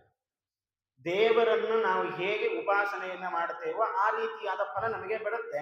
ಯಥಾ ಯಥಾ ಉಪಾಸತೆ ತಥೈವ ಭವತಿ. ದೇವರ ಮುಂದೆ ನಿಂತು ನಿನಗೆ ಮರಣ ಇಲ್ಲ ಅಂತ ನಾವು ಉಪಾಸನೆಯನ್ನ ಮಾಡಿದ್ರೆ ನಮಗೆ ಮರಣ ಬಾರದಂತೆ ಅಮೃತತ್ವವನ್ನು ಪರಮಾತ್ಮ ಕೊಡ್ತಾನೆ, ನಮಗೂ ಅಮೃತತ್ವವನ್ನು ದೇವರು ಕರುಣಿಸ್ತಾನೆ. ಆದ್ರೆ ನಮ್ಮ ಬುದ್ಧಿಯಲ್ಲಿರೋದು ನಿನಗೆ ಮರಣ ಇಲ್ಲ ಅನ್ನೋ ಬುದ್ಧಿ, ಆದ್ರೆ ಉಚ್ಚಾರಣೆ ಮಾಡ್ತಾ ಇರೋದು ನಿನಗೆ ನೀರಿಂದ ಮರಣ ಇದೆ ಅಂತ. ಹಾಗಾದ್ರೆ ದೇವರನ್ನು ನಿನಗೆ ನೀರಿಂದ ಮರಣ ಇದೆ ಅಂತ ಸ್ತೋತ್ರ ಮಾಡಿದ್ರೆ ನಮಗೇನಾಗಬೇಕಿತ್ತು? ದೇವರು ಕರುಣಾಳು ಆದ್ದರಿಂದ. ಈಗ ಚಿಕ್ಕ ಮಕ್ಕಳು ಮನೆಯಲ್ಲಿ ಇರ್ತಾರೆ, ನಮ್ಮ ಹೆಸರನ್ನ ಯದ್ವಾ ತದ್ವಾ ಕರೀತಾರೆ. ನಮ್ಮ ಹೆಸರು ಏನೋ ಇರುತ್ತೆ, ಅವ್ರು ಇನ್ನೂ ಏನೋ ಹೆಸರು ನಾಮಕರಣ ಅವರೇ ಮಾಡಿಬಿಟ್ಟಿರ್ತಾರೆ. ಆದರೆ ಮಕ್ಕಳು ಅದು ಎಷ್ಟೇ ಕೆಟ್ಟದಾಗಿ ಕರೆದ್ರು, ವ್ಯತ್ಯಾಸ ಮಾಡಿ ಕರೆದ್ರು, ತಂದೆ ತಾಯಿಗಳಿಗೆ ಎಷ್ಟು ಪ್ರೀತಿ ಆಗತ್ತೋ ಅಷ್ಟು ಪ್ರೀತಿ ದೇವರಿಗೆ ಆಗತ್ತೆ. ಒಟ್ಟಾರೆಯಾಗಿ ನನ್ನ ಮಗು ನನ್ನನ್ನು ಕರೀಲಿಕ್ಕೆ ಸ್ತೋತ್ರ ಮಾಡಲಿಕ್ಕೆ ಪ್ರಯತ್ನ ಪಡ್ತಾ ಇದ್ದಾನಲ್ಲ ಅನ್ನೋ ಒಂದು ಕರುಣೆಯಿಂದ, ಪ್ರೀತಿಯಿಂದ ನಾವು ಅಷ್ಟು ಅಬದ್ಧವಾಗಿ ಕೆಟ್ಟದಾಗಿ ದೇವರನ್ನ ಬೈತಾ ಇದ್ರು ಅದನ್ನ ಜಾಸ್ತಿ ತಲೆಗೆ ಹಾಕಿಕೊಳ್ಳದೇನೆ ನನ್ನ ಮಗು ಪ್ರಾರ್ಥನೆಯನ್ನ ಮಾಡ್ತಾ ಇದ್ದಾನೆ, ನಾನು ಅನುಗ್ರಹ ಮಾಡಬೇಕು ಅಂತ ಹೇಳಿ ಅನುಗ್ರಹ ಮಾಡ್ತಾನೆ. ಇದು ದೇವರ ಕರುಣೆ. ದೇವರ ಕರುಣೆ ಇರೋದ್ರಿಂದ ಇವತ್ತು ನಾವು ಎಷ್ಟೇ ತಪ್ಪಾಗಿ ಉಚ್ಚಾರಣೆ ಮಾಡಿದ್ರು ದೇವರ ಅನುಗ್ರಹ ಮಾಡಿ ನಮಗೆ ಕಿಂಚಿತ್ತಾದ್ರೂ ಫಲವನ್ನ ಕೊಡ್ತಾ ಇದ್ದಾನೆ. ಇದನ್ನ ನಾವು ಹೇಗೆ ಅರ್ಥ ಮಾಡಿಕೊಳ್ಬೇಕು ಅಂದ್ರೆ, ಈ ತರ ತೊದಲು ನುಡಿಗಳಿಂದ ಸ್ತೋತ್ರ ಮಾಡಿದಾಗಲೂ ದೇವರು ನಮಗೆ ಫಲವನ್ನ ಕೊಡ್ತಾನೆ ಎನ್ನುವುದಾದರೆ, ಸರಿಯಾದ ಕ್ರಮದಲ್ಲಿ ಉಚ್ಚಾರಣೆಯನ್ನ ಮಾಡಿ ದೇವರನ್ನ ಸ್ತೋತ್ರ ಮಾಡಿದ್ದೆ ಅಂತಾದರೆ ನಮ್ಗೆ ಎಷ್ಟೋ ಫಲಗಳು ಸಿಗ್ತವೆ. ಇವತ್ತು ರಾಯರ ಸ್ತೋತ್ರದಲ್ಲಿ ಕೇಳ್ತೀವಿ, ತಸ್ಯ ಕುಕ್ಷಿಗತಾ ದೋಷಾಃ ಸರ್ವೇ ನಶ್ಯಂತಿ ತತ್ಕ್ಷಣಾತ್. ಮಂತ್ರಾಲಯ ಪ್ರಭುಗಳ ಪಾದೋದಕವನ್ನ ತಲೆಯಲ್ಲಿ ಧಾರಣೆ ಮಾಡಿದ್ರೆ ಸರ್ವತೀರ್ಥ ಫಲಾಪ್ತಯೇ, ಎಲ್ಲಾ ತೀರ್ಥಗಳಲ್ಲಿ ಸ್ನಾನ ಮಾಡಿದ ಪುಣ್ಯ ಸಿಗತ್ತೆ. ಯಾರು ಆ ವೃಂದಾವನದ ಪ್ರದಕ್ಷಿಣೆಯನ್ನ ಮಾಡುತ್ತಾರೋ ಎಲ್ಲಾ ಯಾತ್ರೆಯನ್ನ ಮಾಡಿದ ಫಲವನ್ನ ಪಡೆಯುತ್ತಾರೆ. ಇದರ ಜೊತೆಗೆ ಅವರ ಸ್ತೋತ್ರವನ್ನ, ಅವರ ಹೆಸರನ್ನ ಉಚ್ಚಾರಣೆ ಮಾಡಿದ್ರೆ ನಮ್ಮಲ್ಲಿ ಇರತಕ್ಕಂಥ ಎಲ್ಲಾ ಪಾಪಗಳು ಪರಿಹಾರ ಆಗತ್ತೆ ಅಂತ ಅಷ್ಟು ಫಲಸ್ತುತಿಯನ್ನು ಹೇಳಿದ್ದಾರೆ. ಕುಂಟನಾದ ವ್ಯಕ್ತಿ ತಾನು ನಡೀತಾನೆ, ಮಾತು ಬಾರದ ವ್ಯಕ್ತಿ ಒಳ್ಳೆ ರೀತಿಯಿಂದ ಮಾತಾಡ್ಲಿಕ್ಕೆ ಪ್ರಾರಂಭ ಮಾಡ್ತಾನೆ. ಕೊನೆಯಲ್ಲಿ ಒಂದು ಮಾತಲ್ಲಿ ಹೇಳೋದಾದ್ರೆ, ರಾಜರಾಜಾಯತೆ ಯುಕ್ತಃ ರಾಘವೇಂದ್ರಂ ತಮಾಶ್ರಯೇ. ಕಡು ದರಿದ್ರನಾದ ವ್ಯಕ್ತಿ ರಾಜರಿಗೂ ರಾಜನಾಗ್ತಾನೆ, ರಾಜಾಧಿರಾಜನಾಗ್ತಾನೆ ಅಂತ ಈ ರೀತಿಯಾದ ಫಲಸ್ತುತಿಗಳನ್ನು ಕೇಳ್ತೀವಿ. ಇದು ರಾಯರ ಸ್ತೋತ್ರದಲ್ಲಷ್ಟೇ ಅಲ್ಲದೇನೆ ಯಾವುದೇ ಸ್ತೋತ್ರಗಳನ್ನು ತೆಗೆದುಕೊಂಡ್ರು ಅದರಲ್ಲಿ ಇಂಥ ಅನೇಕ ಫಲಸ್ತುತಿಗಳನ್ನ ನಾವು ಕೇಳ್ತಾ ಇದ್ದೇವೆ. ಇದನ್ನೆಲ್ಲ ಕೇಳಿದಾಗ ನಮ್ಗೆ ಅನ್ಸುತ್ತೆ, ಇದು ಸುಮ್ಮನೆ ಏನೋ ಹಾಳು ಹರಟೆ, ಸುಮ್ಮನೆ ಏನೋ ನಾವು ಓದಬೇಕು ಅನ್ನೋ ಕಾರಣಕ್ಕೋಸ್ಕರ ಈ ಫಲಗಳನ್ನೆಲ್ಲ ಹೇಳ್ತಾ ಇದ್ದಾರೆ. ಈಗ ಚಿಕ್ಕ ಮಕ್ಕಳಿಗೆ ನಿನಗೆ ಏನೋ ಕೊಡ್ತೀನಿ ಬಾ ಅಂತ ಕರೆದಾಗ ಆಸೆಯಿಂದ ಬರ್ತಾರಲ್ಲ, ಆ ರೀತಿ ನಮಗೆ ಆಸೆ ತೋರಿಸ್ಲಿಕ್ಕೆ ಈ ಫಲಗಳನ್ನು ಹೇಳಿದ್ದಾರಷ್ಟೇ ಹೊರತು ಈ ಫಲಗಳು ನಮಗೆ ಸಿಗೋದಿಲ್ಲ. ಯಾಕೆಂದ್ರೆ ನಮ್ಗೆ ಇವತ್ತು ಯಾವುದು ಆ ರೀತಿಯಾದ ಫಲಗಳು ಸಿಗ್ತಾ ಇಲ್ಲ ಅನ್ನುವ ಭ್ರಮೆ ನಮಗೆ ಬರುವ ಸಾಧ್ಯತೆ ಇದೆ. ಇದನ್ನ ನಾವು ಹೇಗೆ ಅನ್ಕೊಳ್ತಿದ್ದೀವಿ ಅಂದ್ರೆ, ಸ್ತೋತ್ರದಲ್ಲಿ ಶಕ್ತಿ ಇಲ್ಲ, ಸಾಮರ್ಥ್ಯ ಇಲ್ಲ, ಆದ್ರಿಂದ ನಮಗೆ ಫಲ ಸಿಗ್ತಾ ಇಲ್ಲ ಅಂತ ನಾವು ಅಂದುಕೊಳ್ತಾ ಇರೋದು. ಆದರೆ ನಿಜವಾದ ವಿಷಯ ಸಂಗತಿ ಏನು ಅಂದ್ರೆ, ಉಚ್ಚಾರಣೆ ಮಾಡುವ ಆ ಕೆಲಸ ಏನಿದೆಯಲ್ಲ ಅದರಲ್ಲಿ ನಾವು ತುಂಬಾ ಎಡವುತ್ತಾ ಇರೋದ್ರಿಂದ ನಮಗೆ ಸಂಪೂರ್ಣವಾದ ಫಲ ಸಿಗ್ತಾ ಇದೆ. ಹರಿವಾಯು ಗುರುಗಳ ಅನುಗ್ರಹ ಕರುಣೆ ಇರೋದ್ರಿಂದ ಸ್ವಲ್ಪ ಮಟ್ಟಿಗಾದ್ರೂ ನಾವು ಫಲವನ್ನು ಪಡೆದುಕೊಳ್ತಾ ಇದ್ದೇವೆ. ಇಲ್ಲ ಅಂತಾದ್ರೆ ನಮ್ಮ ಪಾಡು ಹೇಳಲಿಕ್ಕೆ ಸಾಧ್ಯ ಇಲ್ಲ. ಇವತ್ತು ನಮ್ಮ ಮನೆಗೆ ಬಂದು ಯಾರಾದ್ರೂ ನಮ್ಮನ್ನು ಬೈತಾರೆ ಅಂತಾದರೆ ಅವ್ರಿಗೇನಾದ್ರೂ ನಾವು ಸಹಾಯ ಮಾಡಲಿಕ್ಕೆ ನಮಗೆ ಮನಸ್ಸು ಬರುತ್ತಾ? ಸಾಧ್ಯ ಇಲ್ಲ. ಆದ್ರೆ ಹರಿವಾಯು ಗುರುಗಳ ಕರುಣೆ ಎಷ್ಟು ಅಂದ್ರೆ, ನಾವು ತಪ್ಪಾಗಿ ಅವ್ರನ್ನ ಬೈತಾ ಇದ್ರು, ಹೊಗಳುತ್ತಾ ಇದ್ದೇನೆ ಅನ್ನೋ ನೆಪದಲ್ಲಿ ಅವ್ರನ್ನ ಬೈತಾ ಇದ್ವಿ ಗೊತ್ತಿಲ್ಲದೆ, ಆದರೂ ಕೂಡ ಅವರು ನಮ್ಮ ಮೇಲೆ ಕರುಣೆಯನ್ನ ಮಾಡಿ ನಮ್ಮನ್ನು ಕ್ಷಮಿಸಿ ನಮ್ಗೆ ಇಷ್ಟು ಫಲವನ್ನು ಕೊಡ್ತಾ ಇದ್ದಾರೆ ಅಂದ್ರೆ ಅದು ಅವರ ದೊಡ್ಡತನ. ಇದನ್ನು ನಾವು ದುರುಪಯೋಗ ಮಾಡಿಕೊಳ್ಳಬಾರದು ಅನ್ನೋ ಕಾರಣಕ್ಕೋಸ್ಕರ ಹನುಮಂತ ದೇವರನ್ನ ಪ್ರಾರ್ಥನೆ ಮಾಡುವ ಸಂದರ್ಭದಲ್ಲಿ ನಾರಾಯಣ ಪಂಡಿತಾಚಾರ್ಯರು ಹೇಳಿದ್ದು, ಮಹಾವ್ಯಾಕರಣ ಬೋಧಿ ಮಂಥ ಮಾನಸ ಮಂದರಂ. ಹಾಗಾದರೆ ನಾವು ಉಚ್ಚಾರಣೆ ಮಾಡುವಾಗ ನಮ್ಮ ಮಾತು ಸ್ಪಷ್ಟವಾಗಿರಬೇಕು. ಇವತ್ತು ನಮಗೆಲ್ಲ ತೊಂದರೆ ಆಗ್ತಾ ಇರೋದು ಎಲ್ಲಿಂದ ಅಂತಂದ್ರೆ ಮಾತಿನಿಂದ. ಸುಭಾಷಿತಕಾರ ಒಂದು ಮಾತನ್ನು ಹೇಳ್ತಾನೆ, ಲಕ್ಷ್ಮೀರ್ ವಸತಿ ಜಿಹ್ವಾಗ್ರೆ, ಜಿಹ್ವಾಗ್ರೆ ಮಿತ್ರ ಬಾಂಧವಾಹ, ಬಂಧನಂ ಚೈವ ಜಿಹ್ವಾಗ್ರೆ, ಜಿಹ್ವಾಗ್ರೆ ಮರಣಂ ಧ್ರುವಂ. ನಮ್ಮ ಇಡೀ ಜೀವನ ನಿಂತಿರೋದು ಅದು ಮಾತಿನಿಂದ. ಇವತ್ತು ಮಾತೇ ಇಲ್ಲ ಪ್ರಪಂಚದಲ್ಲಿ ಅಂದ್ರೆ ಊಹೆ ಮಾಡಿಕೊಳ್ಳಿಕ್ಕೂ ಸಾಧ್ಯ ಇಲ್ಲ. ನನಗೆ ಇವತ್ತು ಊಟ ಕೂತಾಗ ನನಗೆ ಸಾರು ಬೇಕು ಅಂತ ನಾವು ಕೇಳಬೇಕು, ಮಾತೇ ಇಲ್ಲ ಅಂತಾದ್ರೆ ಏನು ಮಾಡೋದು? ನನಗೆ ಇಂಥದ್ದು ಬೇಕು, ಇದು ಬೇಡ, ಈ ಥರದ್ದನ್ನು ನಾವು ನಮ್ಮ ಅಭಿಪ್ರಾಯವನ್ನ ವ್ಯಕ್ತಪಡಿಸಲಿಕ್ಕೆ ಇರುವಂತಹ ಪ್ರಮುಖವಾದ ಒಂದು ಮಾಧ್ಯಮ ಅಂದ್ರೆ ಅದು ಮಾತು. ಈ ಮಾತೇ ಇಲ್ಲ ಅಂತಾದ್ರೆ ನಮ್ಮ ಜೀವನ ದುಸ್ಥಿತಿ ಅದು, ಅದನ್ನು ಹೇಳಲಿಕ್ಕೆ ಸಾಧ್ಯ ಇಲ್ಲ. ಇದರಲ್ಲಿ ಏನಾದರೂ ಉಚಾಯಿಸಿ ಮಾತಾಡೋದು, ಅಹಂಕಾರದಲ್ಲಿ ಮಾತಾಡೋದು ಅಂತಂದ್ರೆ ಅದಕ್ಕೆ ಎಂತೆಂತಹ ಬೆಲೆಯನ್ನು ತರಬೇಕಾಗತ್ತೋ ಅದು ಹೇಳಲಿಕ್ಕೆ ಸಾಧ್ಯ ಇಲ್ಲ. ಇಷ್ಟು ನಮಗೆ ಮಾಧ್ಯಮ ಒದಗಿಸಿರುವಂಥದ್ದು ಅದು ಮಾತು. ಅದರ ಮೂಲಕ ನಮ್ಮ ಇಷ್ಟಗಳನ್ನ ಕಷ್ಟಗಳನ್ನ ನಾವು ಹೊರ ಹಾಕ್ತಾ ಇದ್ದೇವೆ. ಇವತ್ತು ಏನೂ ಹೇಳ್ಕೊಳ್ಳಿಕ್ಕಿಲ್ಲ ಅಂತಾದ್ರೆ, ನಮ್ಮ ಮನಸ್ಸಲ್ಲೇ ಎಲ್ಲ ಕೂತಿದೆ ಅಂತಾದ್ರೆ ಆ ಮನಸ್ಸು ಒಡೆದು ಹೋಗುವಂತಹ ಸಾಧ್ಯತೆಗಳಿವೆ.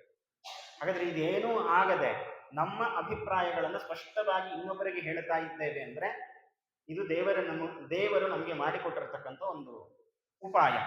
ಮಾತಿನ ಮೂಲಕ ನಮ್ಮ ಅಭಿಪ್ರಾಯಗಳನ್ನ ಸ್ಪಷ್ಟವಾಗಿ ಇನ್ನೊಬ್ಬರಿಗೆ ತಿಳಿಸುವಂಥದ್ದು. ಆದ್ರೆ ಇವತ್ತು ಏನಾಗ್ತಾ ಇದೆ ಅಂದ್ರೆ, ನಾವು ಯಾವುದೋ ಅಭಿಪ್ರಾಯದಲ್ಲಿ ಹೇಳಿದ್ದು ಕೇಳಿದವರಿಗೆ ಇನ್ನೊಂದು ರೀತಿಯಲ್ಲೇ ಅರ್ಥ ಆಗುತ್ತೆ. ಅವನು ಬಿಡ್ರಿ ಭಾರಿ ಬುದ್ಧಿವಂತ ಅಂತ ಯಾರಾದ್ರೂ ಹೇಳಿದಾಗ ಇದನ್ನು ಬೇಕಾದ ರೀತಿಯಲ್ಲಿ ನಾವು ಅರ್ಥ ಮಾಡ್ಕೊಳ್ಬೋದು. ಪಾಪ ಅವರು ಹೇಳಿದ್ದು ಅವನು ಬುದ್ಧಿವಂತ ಅನ್ನೋ ಅರ್ಥದಲ್ಲೇ ಹೇಳಿರ್ತಾರೆ, ಆದ್ರೆ ಅರ್ಥ ಮಾಡಿಕೊಳ್ಳುವವರು ಅದನ್ನು ಬೇರೆ ಬೇರೆ ರೀತಿಯಲ್ಲಿ ಅರ್ಥ ಮಾಡಿಕೊಳ್ತಾರೆ. ಇದಕ್ಕೆ ಕಾರಣ ಏನು ಅಂದ್ರೆ ಅದರಲ್ಲಿರುವಂತಹ ಏರಿಳಿತಗಳು. ಬುದ್ಧಿವಂತ ಅಂತ ಹೇಳಿದ್ರೆ ಸಾಕು, ಅವನು ಅಪರ ಬುದ್ಧಿವಂತ. ಇದನ್ನ ಆ ಏರಿಳಿತಗಳಿಂದ ನಮ್ಮ ಭಾಷೆ ಅದು ಸರಿಯಾದ ಅರ್ಥವನ್ನೂ ತಿಳಿಸಿಕೊಡುತ್ತೆ, ವಿಪರೀತವಾದ ವಿರುದ್ಧವಾದ ಅರ್ಥಗಳನ್ನು ನಮಗೆ ತಿಳಿಸಿಕೊಡುತ್ತೆ. ಹಾಗಾದ್ರೆ ಇದರಿಂದಲೇನೆ ನಮಗೆ ಸಾಕಷ್ಟು ತೊಂದರೆಗಳಾಗ್ತಾ ಇರೋದು. ಹಾಗಾದ್ರೆ ಈ ತೊಂದರೆಗಳನ್ನು ಮೊದಲು ನಾವು ಸರಿಪಡಿಸ್ಕೊಳ್ಬೇಕು. ನಾವು ದೇವರ ಮುಂದೆ ನಿಂತು ದೇವರನ್ನ ಪ್ರಾರ್ಥನೆ ಮಾಡುವಾಗ, ನಿನಗೆ ಕಣ್ಣಿಲ್ಲ, ನಿನಗೆ ಕರುಣೆ ಇಲ್ಲ, ನೀನು ಕಲ್ಲಾಗಿ ನಿಂತಿದ್ದಿ, ನಾನು ಇಷ್ಟು ಪ್ರಾರ್ಥನೆ ಮಾಡಿದ್ರು, ಸ್ತೋತ್ರ ಮಾಡಿದ್ರು, ಜಪ ಮಾಡಿದ್ರು, ಸ್ಮರಣೆ ಮಾಡಿದ್ರು ನನಗೆ ಸರಿಯಾದ ಫಲವನ್ನು ಕೊಡ್ತಾ ಇಲ್ಲ ಅಂತ ನಾವು ದೇವರ ಮುಂದೆ ನಿಂತು ಬೈತಾ ಇದ್ದೇವೆ. ಆದರೆ ಇಲ್ಲಿ ನಿಜವಾಗಿ ತೊಂದರೆ ಇರೋದು ಎಲ್ಲಿ ಅಂತಂದ್ರೆ ನಮ್ಮಲ್ಲಿ. ನಾನು ಉಚ್ಚಾರಣೆ ಮಾಡುವಾಗ ಗಮನ ಇಲ್ಲದೇನೆ ಯಾಂತ್ರಿಕವಾದ ಉಚ್ಚಾರಣೆಯಿಂದ ಎಷ್ಟು ಅನರ್ಥಗಳನ್ನು ನಾವು ಮಾಡಿಕೊಳ್ತಾ ಇದ್ದೇವೆ ಅಂದ್ರೆ, ನಿನಗೆ ಮರಣ ಇಲ್ಲ ಅನ್ನುವ ರೀತಿಯಲ್ಲಿ ಸ್ತೋತ್ರ ಮಾಡಬೇಕಾದ ಸಂದರ್ಭದಲ್ಲಿ ನಿನಗೆ ನೀರಿಂದ ಮರಣ ಇದೆ ಅನ್ನುವಷ್ಟರ ಮಟ್ಟಿಗೆ ನಮ್ಮ ಉಚ್ಚಾರಣೆಯಲ್ಲಿ ವ್ಯತ್ಯಾಸ ಇದೆ. ಹಾಗಾದರೆ ಈ ಮೊದಲು ನಾವು ಇದನ್ನು ಸರಿ ಮಾಡಿಕೊಂಡಾಗ ಮಾತಿನ ಮೂಲಕ ಎಲ್ಲವನ್ನೂ ಪಡೆಯಬಹುದು ಅನ್ನೋದಕ್ಕೆ ಇದು ನಾವು ಒಂದು ಸಾಕ್ಷಿಯನ್ನು ನಾವು ಗಮನಿಸಬೇಕಾಗತ್ತೆ.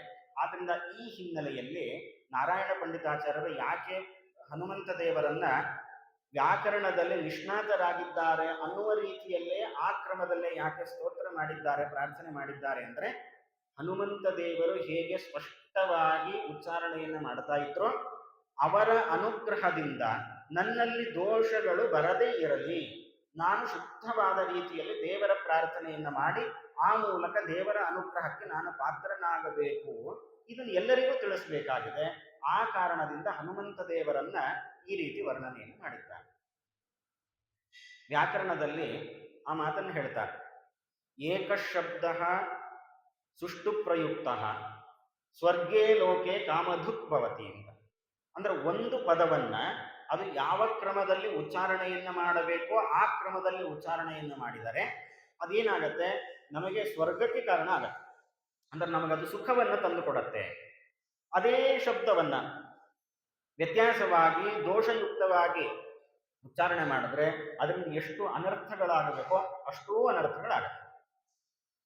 ಹಾಗಾದ್ರೆ ಇವತ್ತು ನಾವು ದೇವರ ಮುಂದೆ ಪ್ರಾರ್ಥನೆಯನ್ನು ಮಾಡುವಾಗ ನಾವು ಇನ್ನು ಮುಂದೆ ನಮ್ಮ ಗಮನ ನನ್ನ ಉಚ್ಚಾರಣೆಯ ಬಗ್ಗೆ ಇರಬೇಕು. ನಾನು ಹೇಗೆ ಉಚ್ಚಾರಣೆ ಮಾಡ್ತಾ ಇದ್ದೇನೆ, ಇದು ಸರಿಯಾದ ಕ್ರಮ ಹೌದೋ ಅಲ್ಲವೋ, ಇದನ್ನೆಲ್ಲ ಗಮನಿಸಿ ನಾವು ಸರಿಯಾದ ಕ್ರಮದಲ್ಲಿ ಉಚ್ಚಾರಣೆಯನ್ನು ಮಾಡಿದಾಗ ಇನ್ನೂ ಹೆಚ್ಚಿನ ಫಲವನ್ನು ನಾವು ಪಡೆದುಕೊಳ್ಳಿಕ್ಕೆ ಸಾಧ್ಯತೆ ಇದೆ. ಪರಮಾತ್ಮ ಇನ್ನೂ ಅನುಗ್ರಹ ಮಾಡ್ತಾನೆ ಅನ್ನೋದನ್ನು ತೋರಿಸ್ಲಿಕ್ಕೆ ಇಲ್ಲಿ ತನಕ ಆಗಿದ್ದಾಗಿದೆ. ಇನ್ನಾದರೂ ಒಳ್ಳೆ ಹಾದಿ ಹಿಡಿಯೋ ಪ್ರಾಣಿ ಅಂತ ಹೇಳ್ತಾರಲ್ಲ, ಇನ್ನೂ ನಮಗೆ ಅವಕಾಶ ಇದೆ. ಹರಿವಾಯು ಗುರುಗಳು ಎಷ್ಟು ಅವಕಾಶವನ್ನು ಕೊಡ್ತಾರೆ ಅಂದ್ರೆ ನಮಗೆ ಕೊನೆ ಉಸಿರಿನ ತನಕ ಅವಕಾಶವನ್ನು ಕೊಡ್ತಾರೆ. ಆದ್ರೆ ಅದನ್ನು ಬಳಸ್ಕೊಳ್ಳೋದು ಬಿಡೋದ್ರಲ್ಲಿ ನಾವು ಎಡಗುತ್ತಾ ಇದ್ದೇವೆ. ಅಷ್ಟು ಕರುಣೆಯನ್ನು ಅವರು ತೋರಿಸ್ತಾ ಇದ್ದಾರೆ. ಹಾಗಾದ್ರೆ ನಾವು ಈ ಒಂದು ದೋಷವನ್ನ ಸರಿಪಡಿಸ್ಕೊಳ್ಬೇಕು ಅನ್ನೋ ಕಾರಣದಿಂದ ನಾರಾಯಣ ಪಂಡಿತಾಚಾರ್ಯರು ನಮಗೆ ತಿಳಿಸಿದ್ದೇನು ಅಂದ್ರೆ, ಮಹಾವ್ಯಾಕರಣ ಮೋಧಿ ಮಂಥಮಾನಸ ಮಂದರಂ ಕವಯಂತಂ ರಾಮಕೀರ್ತಿಯ ಹನುಮಂತಂ ಉಪಾಸ್ಮಹೆ. ರಾಮದೇವರು ಮತ್ತೆ ಹನುಮಂತ ದೇವರಿಗೆ ಇಬ್ಬರಿಗೂ ಭೇಟಿಯಾದಾಗ ರಾಮದೇವರು ಹೇಳಿದ್ದಿದನ್ನೇ, ಮುಖದಲ್ಲಿ ಕಿಂಚಿದ ಅಪಶಬ್ದ ಇವಗಿಲ್ಲವೆಂದು ಅಂತ. ಪ್ರಾಣದೇವರು ಹನುಮಂತ ದೇವರು ಮಾತಾಡ್ತಾ ಇದ್ರೆ ಇನ್ನೂ ಕೇಳಬೇಕು, ಮತ್ತೆ ಕೇಳಬೇಕು, ಮತ್ತೆ ಕೇಳಬೇಕು ಅನ್ನಿಸುವ ರೀತಿಯಲ್ಲಿ ತುಂಬಾ ಮನಸ್ಸಿಗೆ ನಾಟುವಂತೆ ಇತ್ತಂತೆ.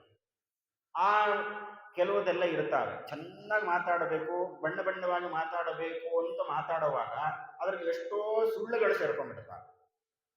ಈ ಕೆಲವೊಂದ್ಸಲ ಯಾವ್ದಾದ್ರೂ ಸಭೆಗಳಲ್ಲಿ ಹೊಗಳಬೇಕಾದಾಗ ಇದ್ದಿದ್ದಕ್ಕೆ ಇನ್ನೂ ಬಣ್ಣ ಹಚ್ಚಿ ಹೇಳುವಂತ ಪ್ರಸಂಗಗಳು ಸಾಕಷ್ಟು ನಾವು ನೋಡ್ತಾ ಇದ್ದೇವೆ. ಅಂದ್ರೆ ಚೆನ್ನಾಗಿ ಮಾತಾಡಬೇಕು ಅನ್ನೋ ಭರದಲ್ಲಿ ಇಲ್ಲದೆ ಇರೋದನ್ನು ಸೇರಿಸೋದಲ್ಲ. ಆದ್ರೆ ಹನುಮಂತ ದೇವರು ಮಾತಾಡುವಾಗ ಎಷ್ಟು ಸೊಗಸಾಗಿ ಮಾತಾಡ್ತಾ ಇದ್ರೋ ಅಷ್ಟೇ ನಿರ್ದುಷ್ಟವಾಗಿ ಒಂದು ದೋಷವು ಹುಡುಕ್ಲಿಕ್ಕೆ ಸಾಧ್ಯ ಇಲ್ಲ. ಆ ಕ್ರಮದಲ್ಲಿ ಮಾತಾಡ್ತಾ ಇದ್ರು.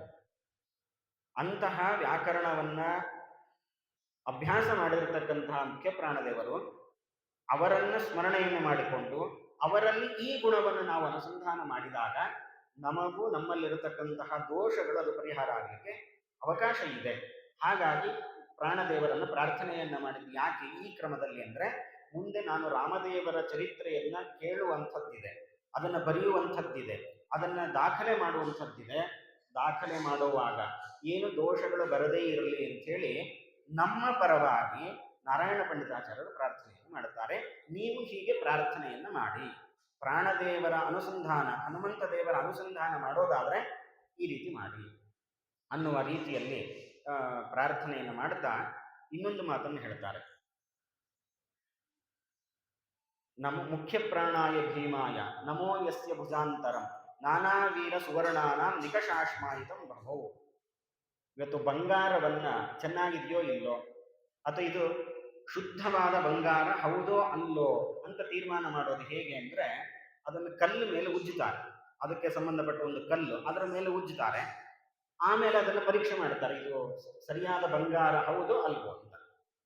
ಹಾಗೆ ಈ ಒಬ್ಬ ವ್ಯಕ್ತಿ ತಾನು ಪರಾಕ್ರಮಿ ವೀರ ಅಂತ ತೀರ್ಮಾನ ಮಾಡೋದು ಹೇಗೆ ಅಂದ್ರೆ, ಪ್ರಾಣದೇವರ ಜೊತೆಗೆ ಯುದ್ಧವನ್ನು ಅಥವಾ ಇನ್ನೇನೋ ಮಾಡಿ ಅವರು ಇವನು ಬಲಿಷ್ಠನಾಗಿದ್ದಾನೆ ಅಂತ ತೀರ್ಮಾನ ಮಾಡಿದ್ರೆ ಅವನನ್ನ ಬಲಿಷ್ಠನಾದ ವ್ಯಕ್ತಿ, ವೀರ ಪರಾಕ್ರಮಿ ಅಂತ ಕರೀತಾ ಇದ್ದಾನೆ. ಯಸ್ಯ ಭುಜಾಂತರಂ, ಯಾರ ಭುಜಗಳು ಈ ಬಂಗಾರವನ್ನು ಉಜ್ಜಲಿಕ್ಕೆ ಕಲ್ಲಿರುತ್ತಲ್ಲ ಆ ರೀತಿ ಕಲ್ಲಿನ ಸ್ಥಾನದಲ್ಲಿ ಮುಖ್ಯ ಪ್ರಾಣದೇವರಿದ್ದಾರೆ. ಇನ್ನು ಉಳಿದ ವೀರರೆಲ್ಲರೂ ಕೂಡ ಬಂಗಾರದಂತೆ, ಅಂದ್ರೆ ಬಂಗಾರ ಇದು ಬಂಗಾರ ಅಂತ ತೀರ್ಮಾನ ಮಾಡಬೇಕಾದ್ರೆ ಕಲ್ಲಿನ ಮೇಲೆ ಉಜ್ಜಬೇಕು. ಇವರು ವೀರರು ಅಂತ ತೀರ್ಮಾನ ಆಗ್ಬೇಕಾದ್ರೆ ಮುಖ್ಯ ಪ್ರಾಣದೇವರನ್ನು ಇಟ್ಟುಕೊಂಡು ತೀರ್ಮಾನ ಮಾಡ್ತಾ ಇದ್ದಂತ. ಅಂತಹ ಮಹಾಪರಾಕ್ರಮಿಗಳು, ಅಂತಹ ಪ್ರಾಣದೇವರಿಗೆ ನಮಸ್ಕಾರವನ್ನು ಮಾಡಿ ಇನ್ನೊಂದು ಮಧ್ವಾಚಾರ್ಯರ ಸ್ತೋತ್ರವನ್ನು ಮಾಡುತ್ತಾರೆ. ಏನಾಹಂ ಇಹ ದುರ್ಮಾರ್ಗಾತ್ ಉದ್ಧತ್ಯಾಭಿನಿವೇಶಿತ ಸಮ್ಯಕ್ ಶ್ರೀ ವೈಷ್ಣವೇ ಮಾರ್ಗೆ ಪೂರ್ಣ ಪ್ರಜ್ಞಂ ನಮಾಮಿತಂ. ಇದೆಲ್ಲ ನಾವು ಖಿಲವಾಯು ಸ್ತುತಿಯಲ್ಲಿ ಪ್ರತಿನಿತ್ಯ ಪಾರಾಯಣ ಮಾಡುವಂತಹ ಶ್ಲೋಕಗಳು. ಏನ, ಯಾವ ಮಧ್ವಾಚಾರ್ಯರಿಂದ, ಅಹಂ ನಾನು, ದುರ್ಮಾರ್ಗಾತ್ ಉದ್ಧತ್ಯ, ಯಾವುದೋ ಬೇಡದೇ ಇರತಕ್ಕಂತಹ ಮಾರ್ಗದಲ್ಲಿ ನಾನು ಹೋಗಿದ್ದೆ, ಅದರಿಂದ ನನ್ನನ್ನ ಈ ಕಡೆ ಕರೆದು ತಂದಿದ್ದಾರೆ. ಸಮ್ಯಕ್ ಶ್ರೀ ವೈಷ್ಣವೇ ಮಾರ್ಗೆ, ಅಂತಹ ಆಚಾರ್ಯರ ಸಿದ್ಧಾಂತದಲ್ಲಿ ತತ್ವ ಮಾರ್ಗದಲ್ಲಿ ನನ್ನನ್ನು ತಂದಿದ್ದಾರೆ. ಅಂತಹ ಮಧ್ವಾಚಾರ್ಯರಿಗೆ ನನ್ನ ನಮಸ್ಕಾರಗಳು. ಈ ರೀತಿಯಾಗಿ ಮಧ್ವಾಚಾರ್ಯರ ಸ್ತೋತ್ರವನ್ನ ಮಾಡಿ ಮುಂದೆ ತಾವು ಪ್ರಾರಂಭ ಮಾಡುತ್ತಾರೆ.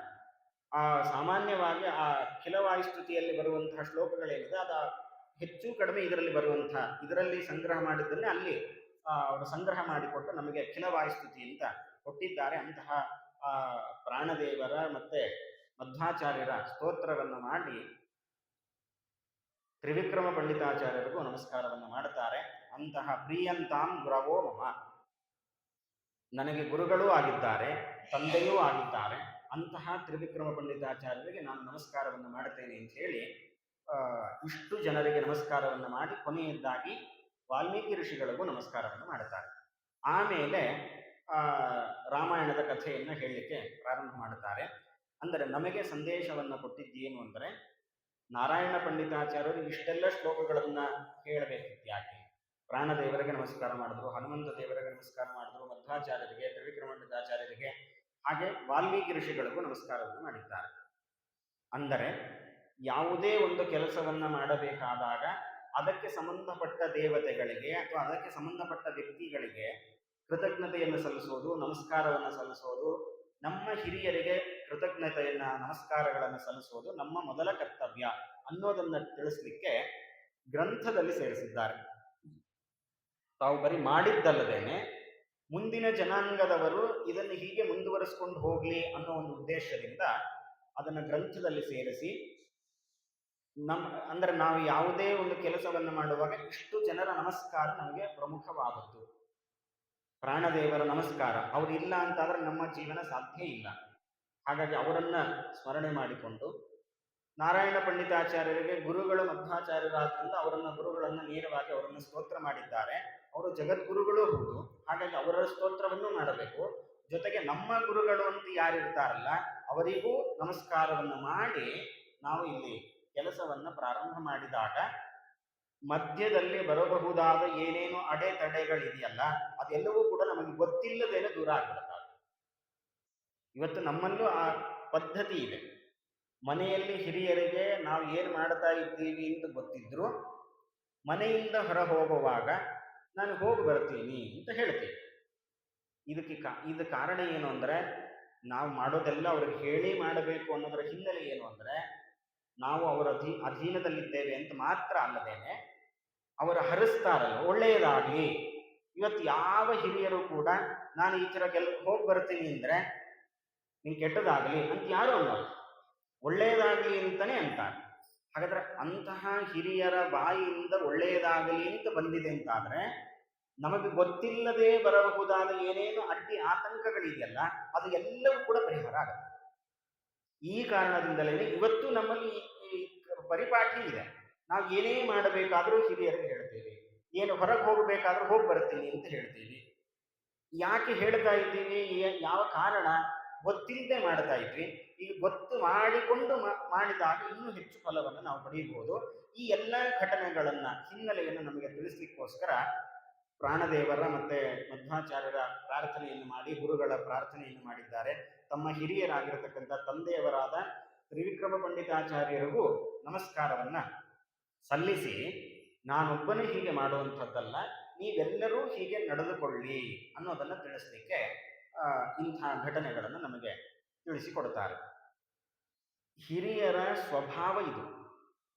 ಇವತ್ತು ನಮ್ಮ ಸ್ವಭಾವ ಹೇಗೆ ಅಂದ್ರೆ, ನೀನು ಅದನ್ನ ಮಾಡಬೇಡ, ನೀ ಹೀಗಿರಬೇಡ, ನೀನು ಅದನ್ನ ನೋಡಬೇಡ, ನೀನು ಈ ತಿನ್ನಬೇಡ. ನಮ್ದೆಲ್ಲ ಹೇಗೆ ಅಂದ್ರೆ, ನೀ ಮಾಡಬೇಡ ಮಾಡಬೇಡ ಮಾಡಬೇಡ ಅಂತ ಹೇಳಿದಾಗ ಅದು ಹೇಗಾಗತ್ತೆ ಅಂದ್ರೆ, ನೀನು ಮಾಡಬೇಡ ಅಂದೆಲ್ಲ ನಾನು ಮಾಡೇ ಮಾಡ್ತೀನಿ. ಈ ಥರ ಮನಸ್ಥಿತಿ ಇವತ್ತು ನಿರ್ಮಾಣ ಆಗ್ತಾ ಇದೆ. ಆದ್ರೆ ನಮ್ಮ ಹಿರಿಯರನ್ನ ಗಮನಿಸಿದ್ರೆ ಇದನ್ನು ಮಾಡಬೇಡ ಅಂತ ಹೇಳ್ತಾರಿಲ್ಲ, ಇದನ್ನು ಮಾಡು ಅಂತ ಹೇಳೋರು. ನೀವು ಹೀಗೆ ಮಾಡಬೇಡ್ರಿ ಅಂದ ಸಾಮಾನ್ಯ ಮನುಷ್ಯರ ಮನಸ್ಥಿತಿ ಹೇಗೆ ಅಂದ್ರೆ, ನೀನು ಇದನ್ನು ಮಾಡಬೇಡ ಅಂದಾಗ ಇಲ್ಲ ನಾನು ಮಾಡ್ತೀನಿ ಏನಾಗುತ್ತೆ ಅನ್ನೋ ಮನಸ್ಥಿತಿ ನಮ್ಮಲ್ಲಿ ಕಾಣ್ತಾ ಇದೆ. ಹಿರಿಯರದ್ದು ಜ್ಞಾನಿಗಳದ್ದು ಹಾಗಲ್ಲ. ಅವರು ಇದನ್ನು ಮಾಡಬೇಡ ಅಂತ ಹೇಳ್ತಿರ್ಲಿಲ್ಲ, ಇದನ್ನ ಮಾಡು, ಈ ದಾರಿಯಲ್ಲಿ ಹೋಗು. ಅವಾಗೇನಾಗುತ್ತೆ, ಹಿರಿಯರು ಹೇಳಿದ್ದಾರೆ ಈಗ ಹೋಗೋಣ, ನಾನು ಮಾಡಲ್ಲ ಅನ್ನೋದು ತುಂಬಾ ಉದ್ದಟದ ತನದಿಂದ ನಡೆಯೋದು ಬೇರೆ. ಆದ್ರೆ ಸಾಮಾನ್ಯವಾಗಿ ಇದನ್ನು ಮಾಡು ಅಂತ ಹೇಳಿದಾಗ ಸುಮಾರು ಜನ ಅದನ್ನು ಮಾಡ್ತಾರೆ. ಹಾಗಾದ್ರೆ ನಾರಾಯಣ ಪಂಡಿತಾಚಾರ್ಯರು ಮಾಡಿದ್ದೇನು ಅಂದ್ರೆ, ನೀವು ಅಲ್ಲಿ ಹೋಗ್ಬೇಡ್ರಿ, ಇಲ್ಲಿ ಹೋಗ್ಬೇಡ್ರಿ, ಹೀಗೆ ಕೂಡ್ಬೇಡ್ರಿ ಅಂತ ನಮಗೆ ನಿಷೇಧ ಮಾಡಲಿಲ್ಲ. ನೀವು ಹಂಗೆ ಮಾಡ್ಬೇಡ್ರಿ, ಹಿಂಗೆ ಮಾಡ್ಬೇಡ್ರಿ, ಈ ರೀತಿ ಮಾಡ್ರಿ ಅಂತ ನಮಗೆ ತೋರಿಸಿಕೊಟ್ರು.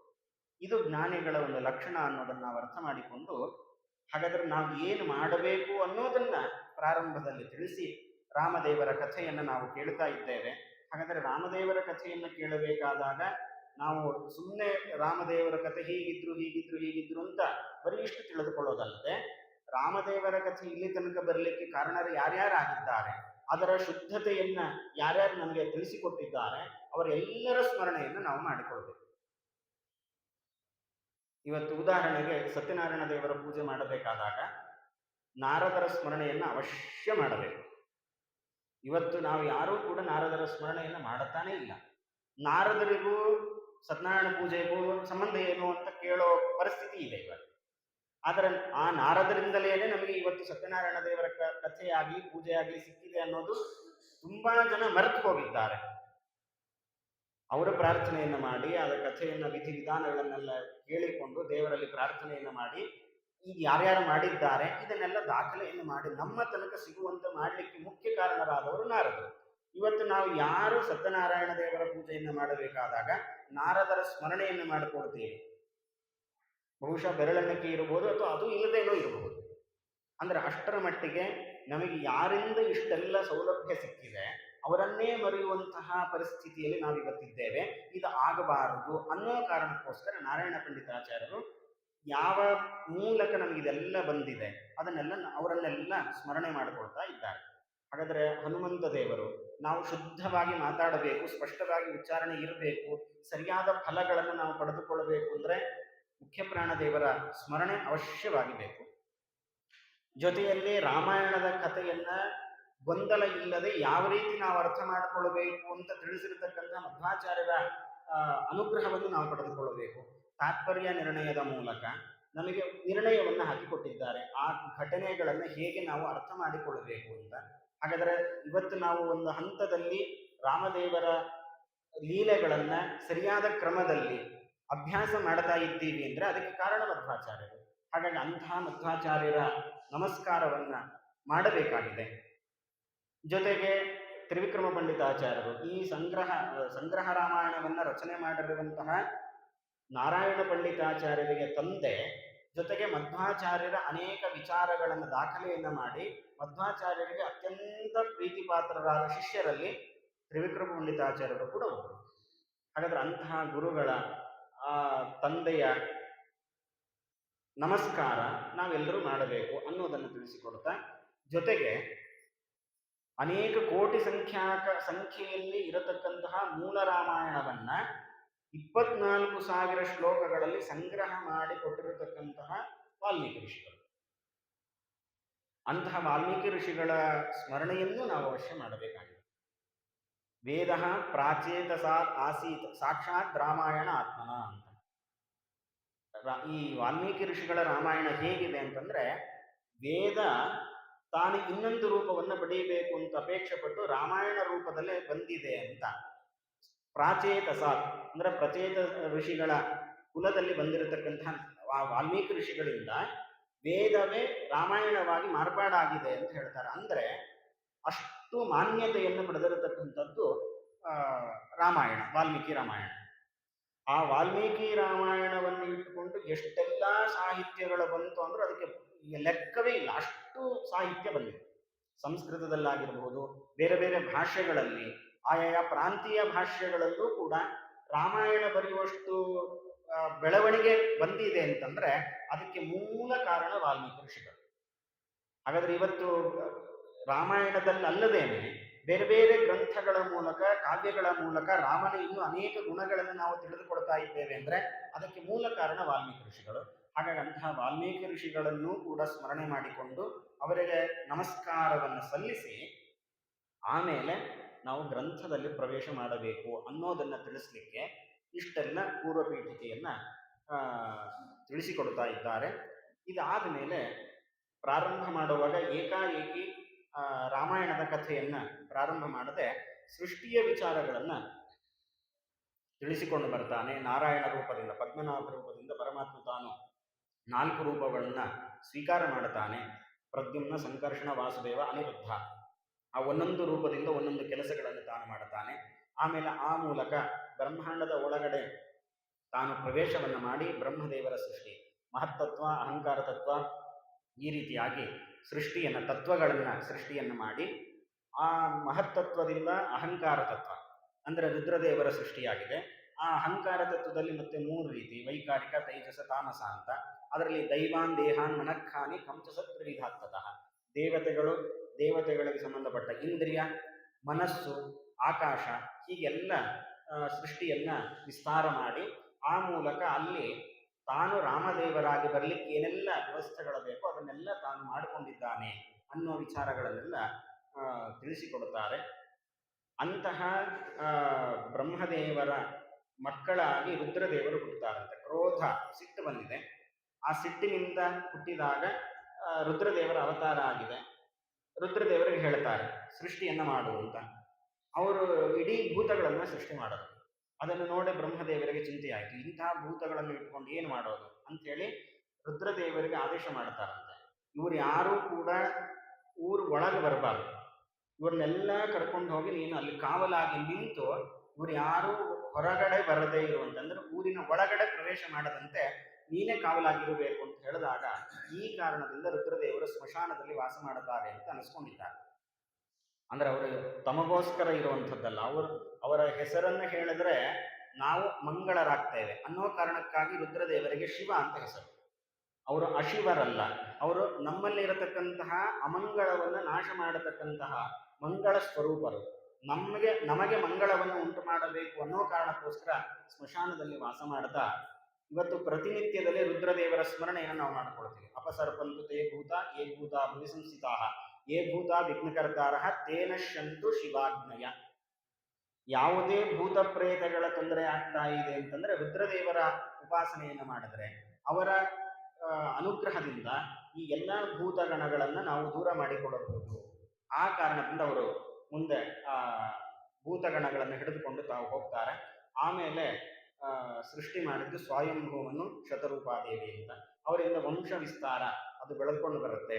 ಸಪ್ತ ಋಷಿಗಳ ಉತ್ಪತ್ತಿಯನ್ನ ನಿರೂಪಣೆಯನ್ನು ಮಾಡಿ ಕೊನೆಗೆ ಆ ವೈವಸ್ವತ ಮನುವಿನ ಸೂರ್ಯನಿಂದ ವೈವಸ್ವತ ಮನು, ಆ ವೈವಸ್ವತ ಮನುವಿನಿಂದ ವಂಶ ಬೆಳೆದುಕೊಂಡು ಬಂದು ಆ ಸೂರ್ಯ ವಂಶದಲ್ಲಿ ದಶರಥ, ಅಜ ಅನ್ನುವಂತಹ ರಾಜನಿಂದ ದಶರಥನ ಅವತಾರವಾಗುತ್ತೆ. ಅಂತಹ ದಶರಥನಲ್ಲಿ ರಾಮದೇವರು ತಾವು ಅವತಾರವನ್ನು ಮಾಡಿದ್ದಾರೆ ಅನ್ನೋ ಕಥೆಗಳನ್ನ ಮುಂದೆ ತಿಳಿಸ್ಲಿಕ್ಕಿದ್ದಾರೆ. ಹಾಗಾಗಿ ಅಂತಹ ದಶರಥ ತಾನು ಮಕ್ಕಳ ಆಗಿಲ್ಲ ಅನ್ನೋ ಚಿಂತೆಯಲ್ಲಿ ಅನೇಕ ಬ್ರಹ್ಮಜ್ಞಾನಿಗಳನ್ನು ಕರೆದು ಯಾಗವನ್ನು ಮಾಡಿಸ್ತಾನೆ. ಆ ಯಾಗದ ಮೂಲಕ ಅಲ್ಲಿ ಆ ಯಾಗವನ್ನು ನಡೆಸಿಕೊಟ್ಟಿರತಕ್ಕಂಥ ವ್ಯಕ್ತಿಗಳು ಯಾರು, ಆ ಯಾಗದ ಪ್ರಭಾವದಿಂದ ರಾಮದೇವರ ಅವತಾರ ಹೇಗಾಯಿತು ಮುಂತಾದ ವಿಚಾರಗಳನ್ನ ಮುಂದಿನ ಪ್ರವಚನದಲ್ಲಿ ನೋಡೋಣ ಅಂತ ಹೇಳ್ತಾ ಶ್ರೀಕೃಷ್ಣಾರ್ಪಣಮಸ್ತು. ಕಾಯೇನ ವಾಚಾ ಮನಸೇಂದ್ರಿಯರ್ವಾ ಬುದ್ಧ್ಯಾತ್ಮನಾ ವಾ ಅನುಸೃತ ಸ್ವಭಾವಂ ಕರೋಮಿ ಯದ್ಯತ್ ಸಕಲಂ ಪರಸ್ಮೈ ನಾರಾಯಣಾಯೇತಿ ಸಮರ್ಪಯಾಮಿ. ಸರ್ವಂ ಶ್ರೀಕೃಷ್ಣಾರ್ಪಣಮಸ್ತು. ಶ್ರೀಮಧ್ವೇಶಾರ್ಪಣಮಸ್ತು.